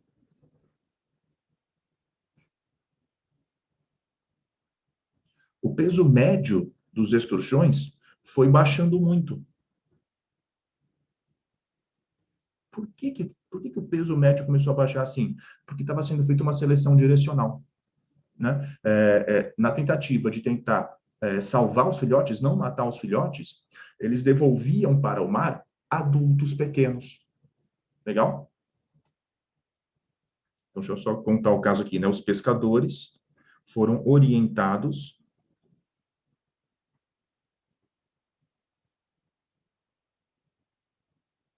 a devolver filhotes ao mar.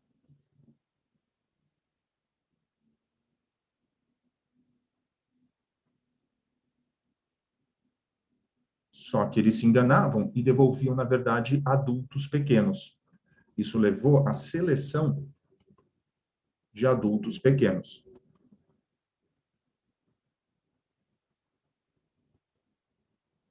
Aí eu te pergunto, esse tipo de seleção que aconteceu aqui, ó, direcional, né, diminuindo o tamanho, né, consequência foi a diminuição do tamanho médio.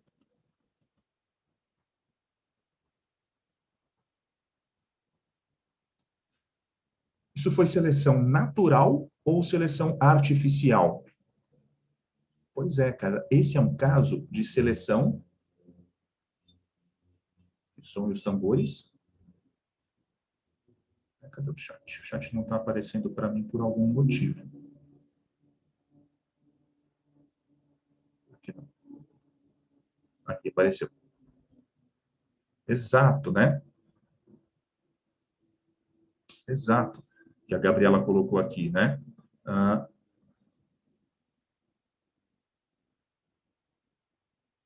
Mas essa seleção seria artificial? Não, essa não seria artificial. Exato, essa é natural. Tá? Este é um caso de seleção natural. Por quê? Porque não houve a intenção. O homem não queria fazer um mini esturjão. Não era a intenção fazer um mini esturjão. O homem, ele queria o quê? Predar. Só que ele acabou predando preferencialmente os grandes e favorecendo os pequenos. Tá? Então, isso aqui é um caso de seleção natural. E aí, o que acontece? Eu vejo sempre que eu pergunto isso em aula, eu conto esse caso em aula, os alunos falam, professor, é seleção artificial. Por quê? Porque foi feito pelo homem. Cuidado, cuidado. A seleção artificial só é chamada seleção artificial se houve a vontade, se houve a intenção de selecionar aquela característica. Fez sentido isso, gente? Tranquilos? Muito bem.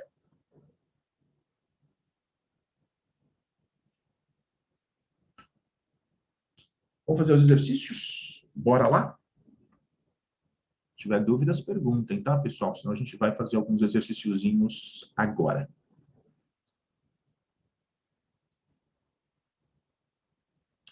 Não vai dar tempo de fazer todos, tá? Os que a gente não fizer, depois eu passo um gabarito para vocês, tá bom? Mas a intenção é sempre fazer exercícios juntos aqui, né? Vamos começar? Vocês estão vendo a minha tela? Sim. Está aparecendo para vocês aqui o exercício? Só me confirma rapidinho lá no chat se está aparecendo o exercício. Sim? Beleza. Beleza. Obrigado, Renata. Obrigado, Carol. Então, esse primeiro aqui, bem tranquilo, tá? Só para a gente começar a aquecer os motores, tá? O que diz o exercício?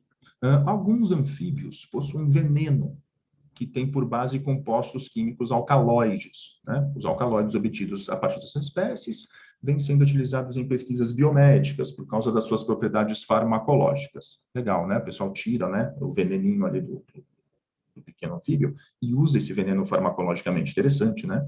E tem um monte, né? Do veneno da jararaca, fazem um remédio para controlar a pressão sanguínea, o enalapril e o captopril. Enfim. Cientistas acreditam que o conhecimento das relações evolutivas, né, filogenéticas, dos anfíbios, pode auxiliar na escolha de espécies a serem estudadas na busca de novos alcaloides. A figura a seguir mostra as relações evolutivas entre 5 espécies de anfíbios. Então, olha aqui a figurinha, gente. Essa figura, ela está da esquerda para a direita. Ela é igualzinha a figuras que a gente analisa de baixo para cima, tá? É exatamente a mesma interpretação que nós vamos fazer. como se ela fosse assim, ó. Ok?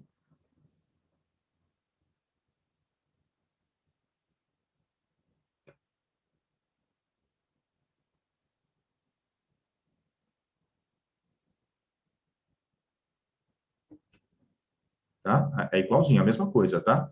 O fato da gente fazer ela com um garfo assim, não muda nada. É igual fazer desse jeito, a interpretação é exatamente a mesma. Nós temos aqui a espécie A, aqui nós temos a rana palmipes,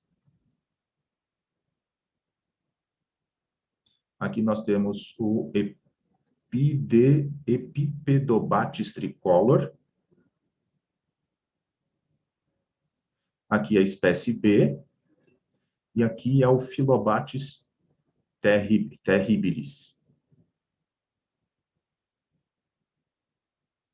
Tá bom? É igual a mesma coisa, tá? Só que aqui a gente vai da esquerda para a direita, aqui a gente vai de baixo para cima, passando o tempo. Tá bom? Aí ele fala, ó, as espécies Philobates terribilis e Epipedobates tricolor apresentam alcaloides. Opa, interessante esse dado aqui, né? Então, este cara e este cara têm alcaloides. Enquanto a espécie Rana palmipes não tem alcaloide. Tá? Rana palmipes não tem. Essa daqui. Identifique qual das duas espécies, A ou B, deveria ser estudada primeiro pelos cientistas na busca por alcaloides de interesse farmacológico e justifique a sua resposta. Né? Então, se a gente for pensar, é mais provável, né, encontrarmos alcaloides em quem, pessoal? Na espécie A ou na espécie B? O que faz mais sentido para vocês?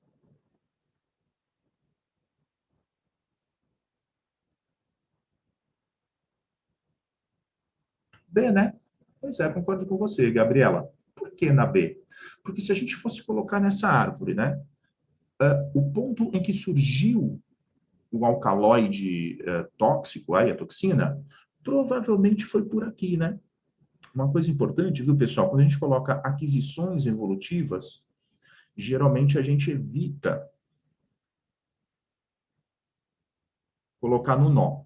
Eu vejo muito aluno que gosta de colocar no nó. Nunca coloque no nó, a gente chama de nó esse pedaço aqui da árvore, tá? Sempre coloque em algum ramo, ok? E aí funciona assim, né? O que a gente está estudando aqui, né, pessoal?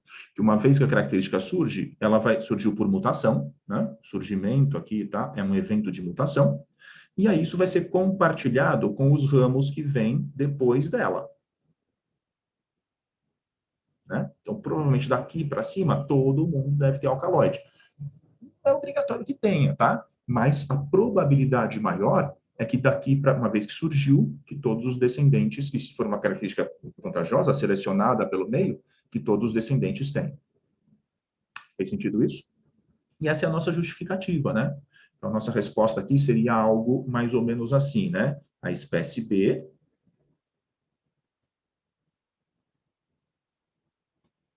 Por quê?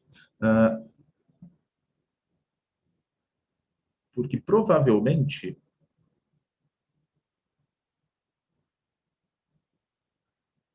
a substância alcaloide surge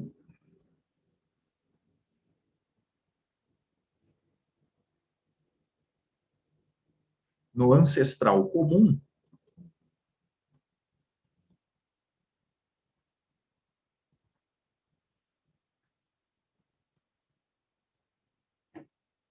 de E. tricolor e P. terribilis.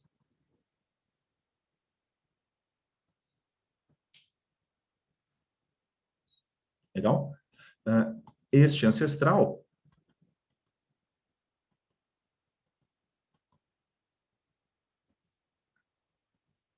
também é comum à espécie B.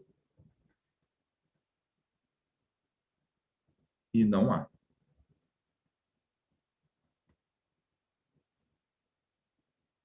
Tranquilo? Legal? Aí, assim, no começo do curso, tá? A gente está na nossa primeira semana de aula, eu vou te mostrando, né, como é que eu faria essas respostas, tá? Te mostrando o caminho, né, do que a gente tem que pensar, que procedimento tem que fazer para chegar na resposta. Mais para frente no curso, pessoal, eu vou querer que cada vez mais vocês me ajudem. E aí pode ser escrevendo trechos da resposta no chat, pode ser abrindo o microfone e falando, tá? Conforme vocês vão ficando mais à vontade, tá? Quero que a gente conquiste isso ao longo do curso, tá? Que vocês consigam cada vez mais meter a mão na massa e fazer, tá bom? Nessa questão, alguma dúvida ou eu posso ir em frente? Alguma dúvida aí, né, no raciocínio que eu fiz, nos passos que eu fiz? Acho que a Aline mandou aqui, né? Que não entendeu. Aline, você consegue me explicar um pouco melhor o que você não entendeu? Qual foi o ponto da explicação que não ficou legal para você? Se quiser abrir o microfone, pode falar. Eu não consegui entender porque o B, tipo, ele seria melhor do que o A. Eu não consegui entender o ponto da explicação. Tá. Legal. É tudo uma questão de probabilidade aqui, né? Tanto que ele perguntou, né? Deveria estudar primeiro quem? Primeiro, quem tiver mais probabilidade de ter o alcaloide, né? E pelo que a gente viu, né, nessas aulas, né, como é que funciona a evolução? Você tem um ancestral comum e você tem as espécies que derivaram dele. Essa árvore, ela conta um pouco dessa história. Aqui está passando um tempo. Vamos escrever isso aqui, deixa eu escrever. O tempo passa neste sentido aqui, quer dizer, quanto mais para baixo nós estamos nessa árvore, mais ancestral é. Quer dizer, mais antigo. Quanto mais para cima, mais atual. Legal? Fez sentido isso? Em alguns desses desenhos, até colocam aqui, né? 10 milhões de anos atrás, 5 milhões de anos atrás, 3 milhões de anos atrás, que é para saber mais ou menos de quanto tempo a gente está falando. Okay? Então, o que acontece? Se eu fizer uma secção aqui, ó, deixa eu mudar a cor do pincel, só para a gente entender.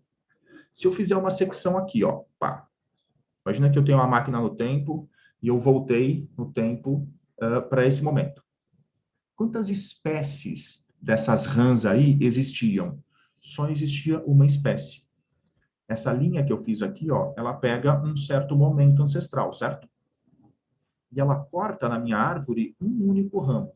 O que isso significa? O que é para a gente entender? Que aqui tinha uma espécie só. Ancestral. Mas qual que era? Não era nenhuma destas 5. Era o ancestral comum das 5.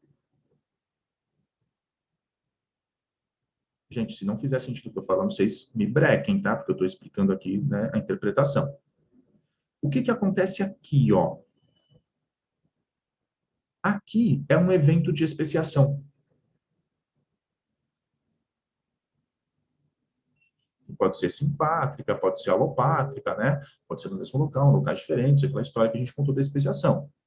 Tanto que agora, o que eu tenho? Se eu agora fizer se eu cortar aqui, ó, viajei com a minha máquina no tempo, agora mais para frente, ainda no passado em relação a hoje, só que mais para frente do que eu tinha ido primeiro. Se eu fizer agora uma secção aqui, ó, o que é que eu tenho agora?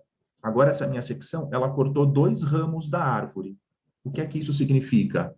Que agora tem aqui 2 espécies. Legal?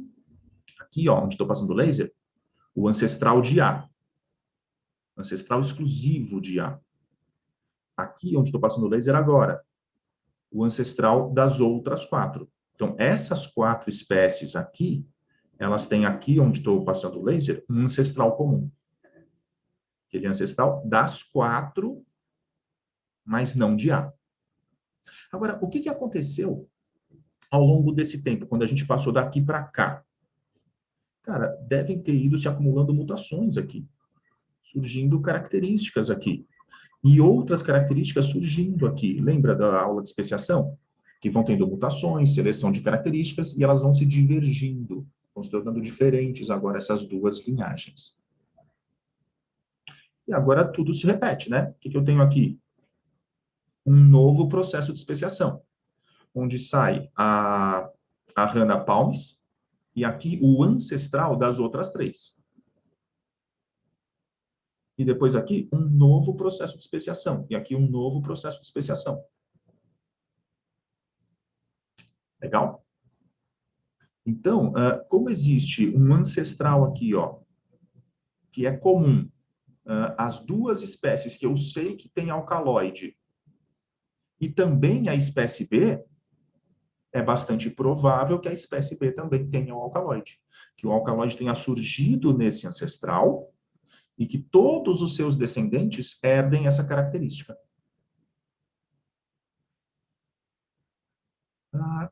Melhorou ou ainda está obscuro? Aline, me conta. Não, eu entendi. Entendi. Legal? Sim, tá tranquilo. Muito obrigada. Imagina. Muito bom, gente. Se alguém quiser tirar um print aí dessa tela, aproveita agora. Senão eu vou passar para a próxima, tá bom?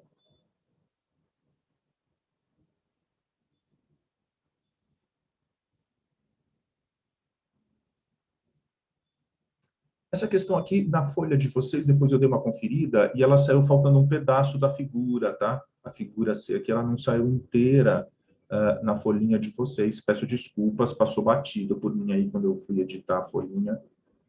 A de vocês ficou sem um pedacinho da figura, mas eu acho que não compromete a resolução da questão, tá? Eu acho que dá para resolver. Ele coloca assim, as figuras a seguir representam 3 diferentes explicações para a diversidade da vida. Criacionismo, o lamarquismo e o darwinismo. Associe cada figura a uma dessas explicações e justifique a sua resposta.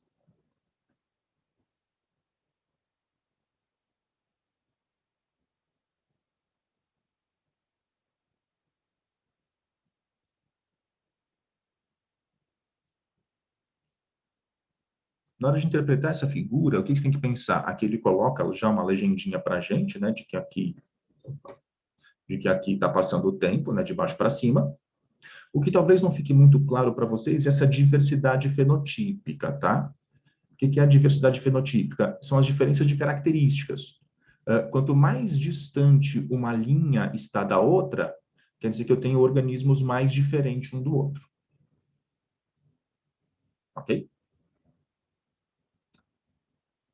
Alguém arriscaria aí associar alguma dessas explicações com algum dos gráficos?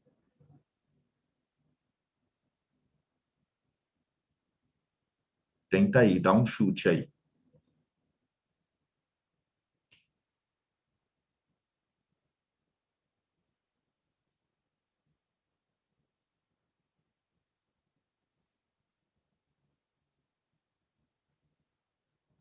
Uhum. Boa. Legal. Valeu, Carol. Valeu, Eduardo. Muito bem. Né? A C aqui seria o criacionismo, né, pessoal? Gabriela também. Por quê? Né? Porque, olha só, o ser, ao longo do tempo, ele não modifica. Né? A linha, o que é a linha? A linha é a continuidade da vida. São os organismos que estão se reproduzindo, aí tem um filho, reproduz, tem um filho, reproduz, tem um filho, reproduz, tem um filho. E é sempre tudo igual. Esse é o fixismo, né? Como a espécie foi criada, ela termina a sua história. Legal? Então, aqui seria o criacionismo. B seria o lamarquismo. Porque ele não propõe parentesco entre as espécies, mas ele propõe que a espécie pode se modificar. Quando a linha vai para o lado aqui, ó, quer dizer que os pais têm filhos um pouco diferentes, que têm filhos um pouco diferentes, que têm filhos um pouco diferentes, tipo a lei do uso e desuso, né? E aqui o darwinismo, que lembra muito, né, a história lá de Galápagos, que a partir de um ancestral comum, em diferentes ilhas, foram se formando diferentes espécies, né, com diferentes características, por seleção natural, né, por mutações que ocorrem aleatoriamente e a seleção das características em diferentes ambientes. Legal? Aí a justificativa aqui, como é que seria? Aí você teria que falar um pouquinho, né, do que você viu na figura e como é que se relaciona com aquela teoria evolutiva, tá? Então, principalmente falar aqui que Darwin, né, falava do quê? De parentesco, falava de ancestral comum,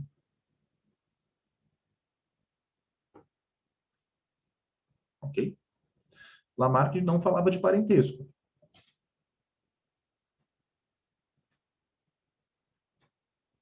Mas falava das modificações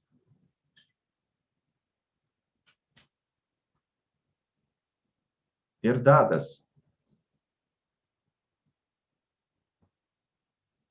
E o criacionismo falava do fixismo, né, de que nada muda, assim como foi criado, a espécie termina a sua história. Ok? Aqui eu não fiz uma resposta escrita, tá, gente? Porque eu estou querendo fazer mais questões com vocês, eu não quero avançar muito do nosso horário, tá? Vou passar para a próxima. Aqui, dá uma lida nessa.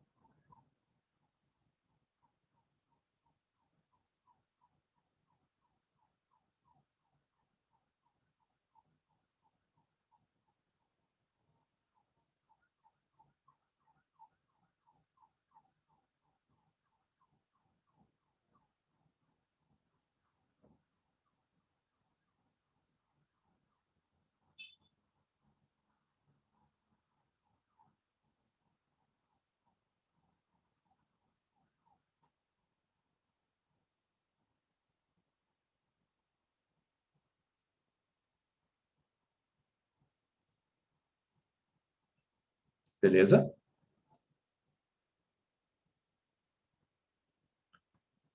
Então, ele fala, né, foram introduzidas em 2 frascos que contêm o mesmo meio de cultura, quantidades idênticas de um tipo de bactéria. Legal? Então, imagina que a situação é esta, né? Ele colocou em 2 frascos diferentes, com um meio de cultura idêntico. Vocês sabem o que é meio de cultura, pessoal? Isso é uma coisa que vai aparecer muito nas nossas aulas e no curso inteiro, é bom saber, né? Meio de cultura é onde a gente coloca as células para crescer.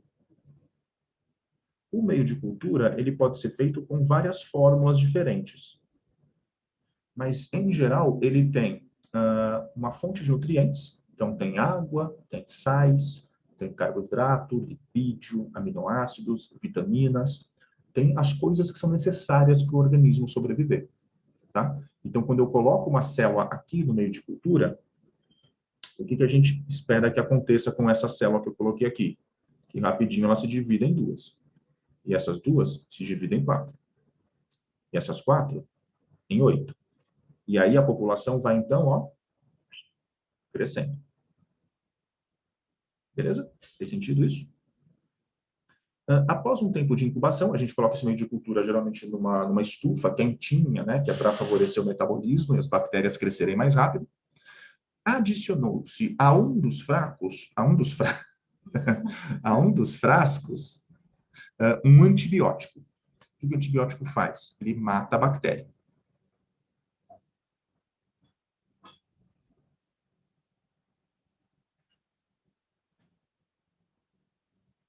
Legal? Então, o que faz? Tinha as bactérias crescendo, né? Então, só que elas cresceram iguais. Você vê que até eu colocar um antibiótico, ó, até aqui que eu coloquei um antibiótico, as curvas estavam muito parecidas, né? Estavam crescendo as duas na mesma pegada. Mesma torrada, davam lá, as bactérias se multiplicando, aumentando o número de bactérias por ml no frasco. Legal?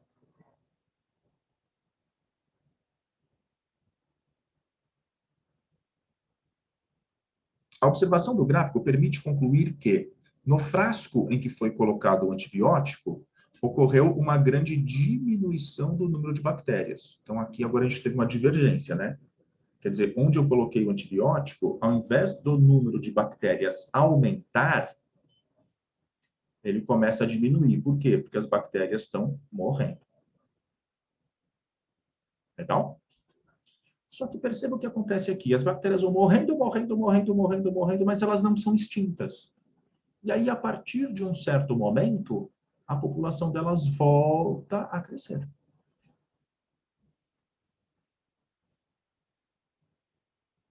E ele fala para a gente, né, que a concentração do antibiótico não se modificou durante o experimento. Então, quer dizer, não dá para a gente achar aqui que acabou o antibiótico, que ele foi quebrado, que ele foi consumido. Não, porque o enunciado falou que a concentração do antibiótico permanece a mesma por todo o experimento. Uma vez que eu coloquei antibiótico, eu vou ter sempre a mesma quantidade de antibiótico ali. Então, ele quer que a gente, utilizando a teoria da seleção natural, explique o fato de essa população ter voltado a crescer após a diminuição observada. Agora, ele deu para a gente a pista, né? Ele quer que a gente fale de seleção natural. Se ele quer que a gente fale de seleção natural, tem 3 pontos que tem que aparecer nas respostas. Queria que vocês me dissessem esses 3 pontos lá no chat. Não precisa falar os 3 de uma vez, tá? Se você lembrar, eu lembro de um ponto. Beleza. Fala para mim lá no chat. Mas eu queria que você começasse a participar mais desse pedaço da aula das resoluções de exercícios. O que tem no darwinismo, né, na seleção natural, que a gente deveria citar aqui? Lembra? Como é que começa a explicação? Porque começa sempre do mesmo jeito. Boa! Valeu, Carol. Então, a gente deveria falar no começo que existia o quê? Variabilidade. Agora, de novo, né? Vamos melhorar isso aqui. Muito obrigado pela ajuda, Carol. Mas vamos agora adequar aquilo que eu te falei, né? Aquilo que a gente sabe de modelo para este caso em particular. Em que se traduz esta variabilidade neste caso? Nós devemos ter bactérias sensíveis ao antibiótico e devemos ter bactérias resistentes.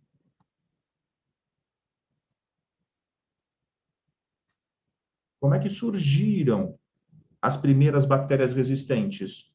Por alguma mutação genética.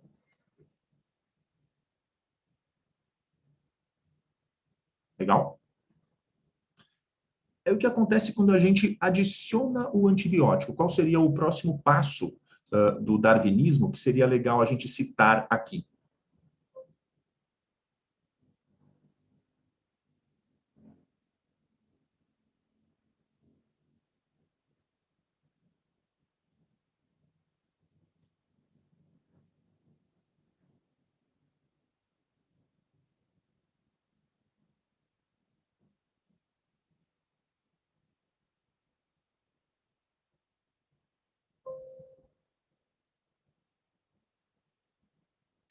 Boa, Carol. Valeu, Carol. Só a Carol está participando. Agora, a seleção natural. Exato. E quem é o agente seletor? É o antibiótico.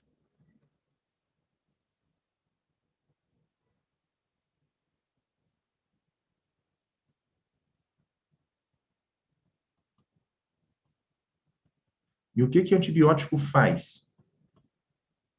Ele mata as bactérias sensíveis. Se ele mata as sensíveis, isso justifica o que a gente está vendo aqui, ó, a curva descendente, né? Porque as sensíveis estão morrendo, está tendo cada vez menos bactéria. Então quer dizer que as resistentes lá no início deveriam ser poucas bactérias, são poucas as que são resistentes. Mas elas já estavam presentes no frasco desde o começo. Não dá para você falar, o que você não pode falar aqui é que por causa do antibiótico surgiram as resistentes. Não, elas surgiram por mutação espontânea. O que o antibiótico faz é selecionar as resistentes. Tá? E acho que o último passo aqui, agora eu vou dar a minha contribuição, agora é que as bactérias resistentes se multiplicam. Né? E isso justifica a curva ascendente.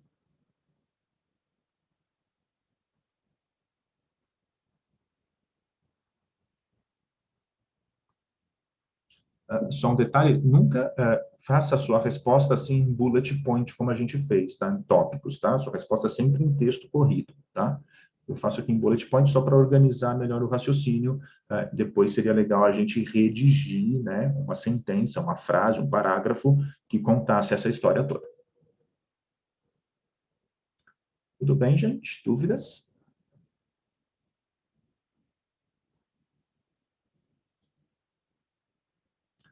Mais uma? Vamos fazer mais uma? Bora.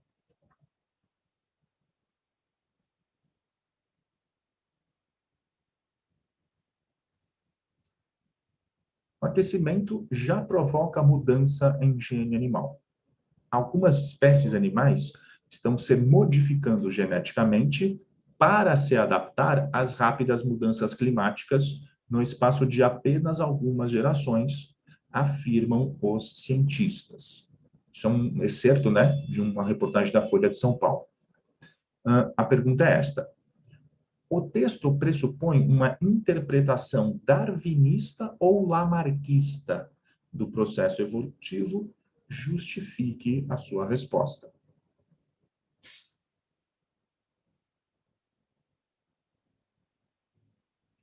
O que vocês acham, turma?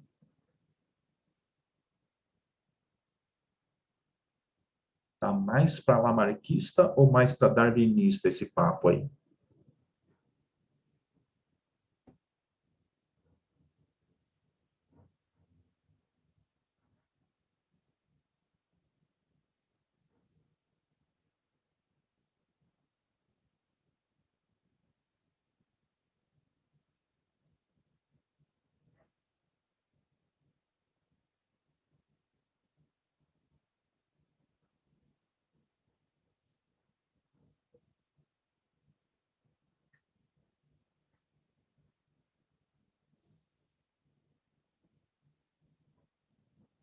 Vamos lá, gente. Essa é a última, vai.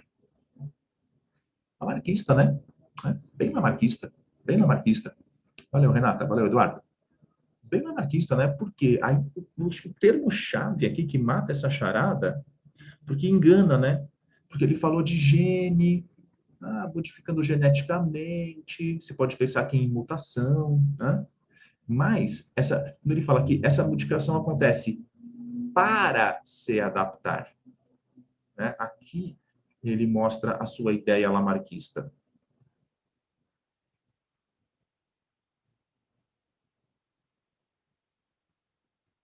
Né? Porque ela marquista que envolve ali, né, o esforço, né, o meio atuando, mas no sentido do organismo se esforçar para se adaptar ao meio, né? Darwin diria diferente, diria que morrem os que têm a característica ruim, sobrevivem os que têm a característica boa. Então, essa ideia central, essa divergência de ponto de vista, né, do lamarquismo e do darwinismo, eu queria que tivesse bem clara para vocês. Legal? Então, quando ele fala aqui, né, da finalidade da mudança,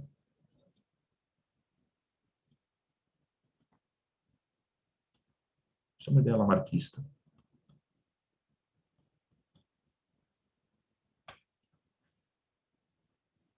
Beleza, gente.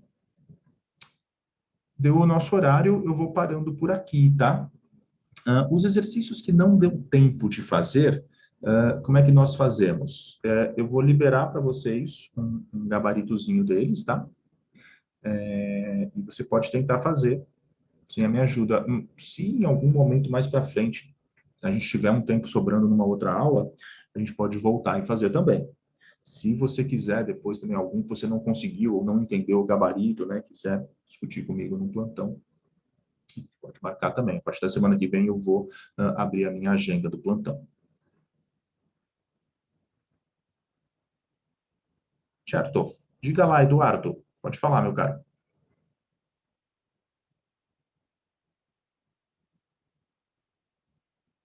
Olha, os de sala, como a gente tinha conversado na reunião, né, com o Danilo, né? Eu prefiro fazer eles discursivos, porque eles geram mais, né, mais elementos, geram mais discussão, geram mais conversa, tá? Porque, assim, em termos de conteúdo, né, o Eduardo? A questão discursiva e a questão de teste têm o mesmo conteúdo. A diferença é o formato. A gente pode fazer alguns discursivos também, tá? Nessa aula eu acabei pegando só dissertativos, tá? Mas a gente pode pegar alguns de teste também em aulas mais para frente. Tá bom? Desde que seja uma questão boa, né? Agora, pessoal, antes da gente encerrar, então, tá? O que eu acho fundamental para vocês, né? Estudar essa aula, tá? Como a gente falou, a gente não trabalha aqui no modelo aula dada, aula estudada, mas, assim, é claro que a gente espera que vocês estudem, revisem a aula, tentem fazer os exercícios, como eu falei lá na minha carta, não precisa fazer todos de uma vez, eu fiz uma lista enorme de exercícios, eu coloquei lá, acho que 30 testes, e mais uns 6, uns 5 dissertativos, e tem os dissertativos de sala que a gente não fez todos. Então, assim, tem bastante exercício para você fazer. Não é para você ficar apavorado, falar, tem que fazer tudo correndo. Não. Mas também não pode não fazer nada. Tá? Tem que fazer ali, tentar, né? Começar a se familiarizar com a linguagem, começar a tentar resolver os exercícios, tá? Eu recomendo você ir na ordem que eles estão na lista. Eles estão mais ou menos numa complexidade crescente, com os assuntos bem variados ali no meio. Tá? Os que você não conseguir fazer, não entendeu o gabarito, marca e a gente conversa num plantão, tá? A gente consegue depois tirar as dúvidas. Ok? Agora, o que eu acho mais importante? E aqui eu vou te falar uma dica valiosa, tá? Porque onde é que eu vejo os alunos errando hoje em dia? Os alunos erram ao olhar para uma lista de exercícios e encarar aquilo como uma tarefa que tem que ser cumprida. E muito aluno vem para mim e fala assim, professor, ó, fiz a sua lista inteira. E aí eu chamo o cara e falo, então vem cá, me explica aí a seleção natural. E o cara não consegue explicar.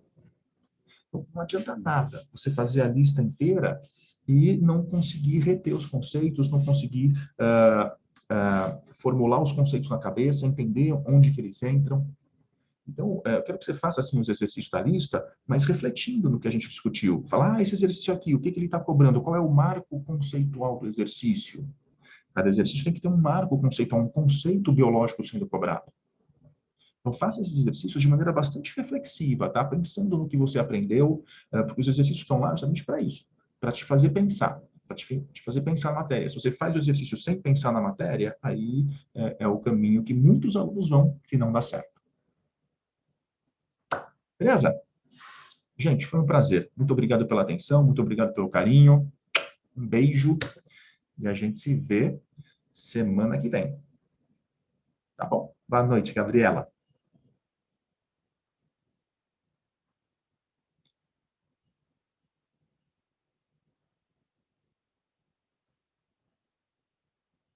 Valeu. Tchau, tchau, gente. Falou, Eduardo. Boa noite. Valeu, Aline. Valeu. Valeu, Carol. Tchau, tchau, pessoal. Tô indo, tá? Tchau, tchau.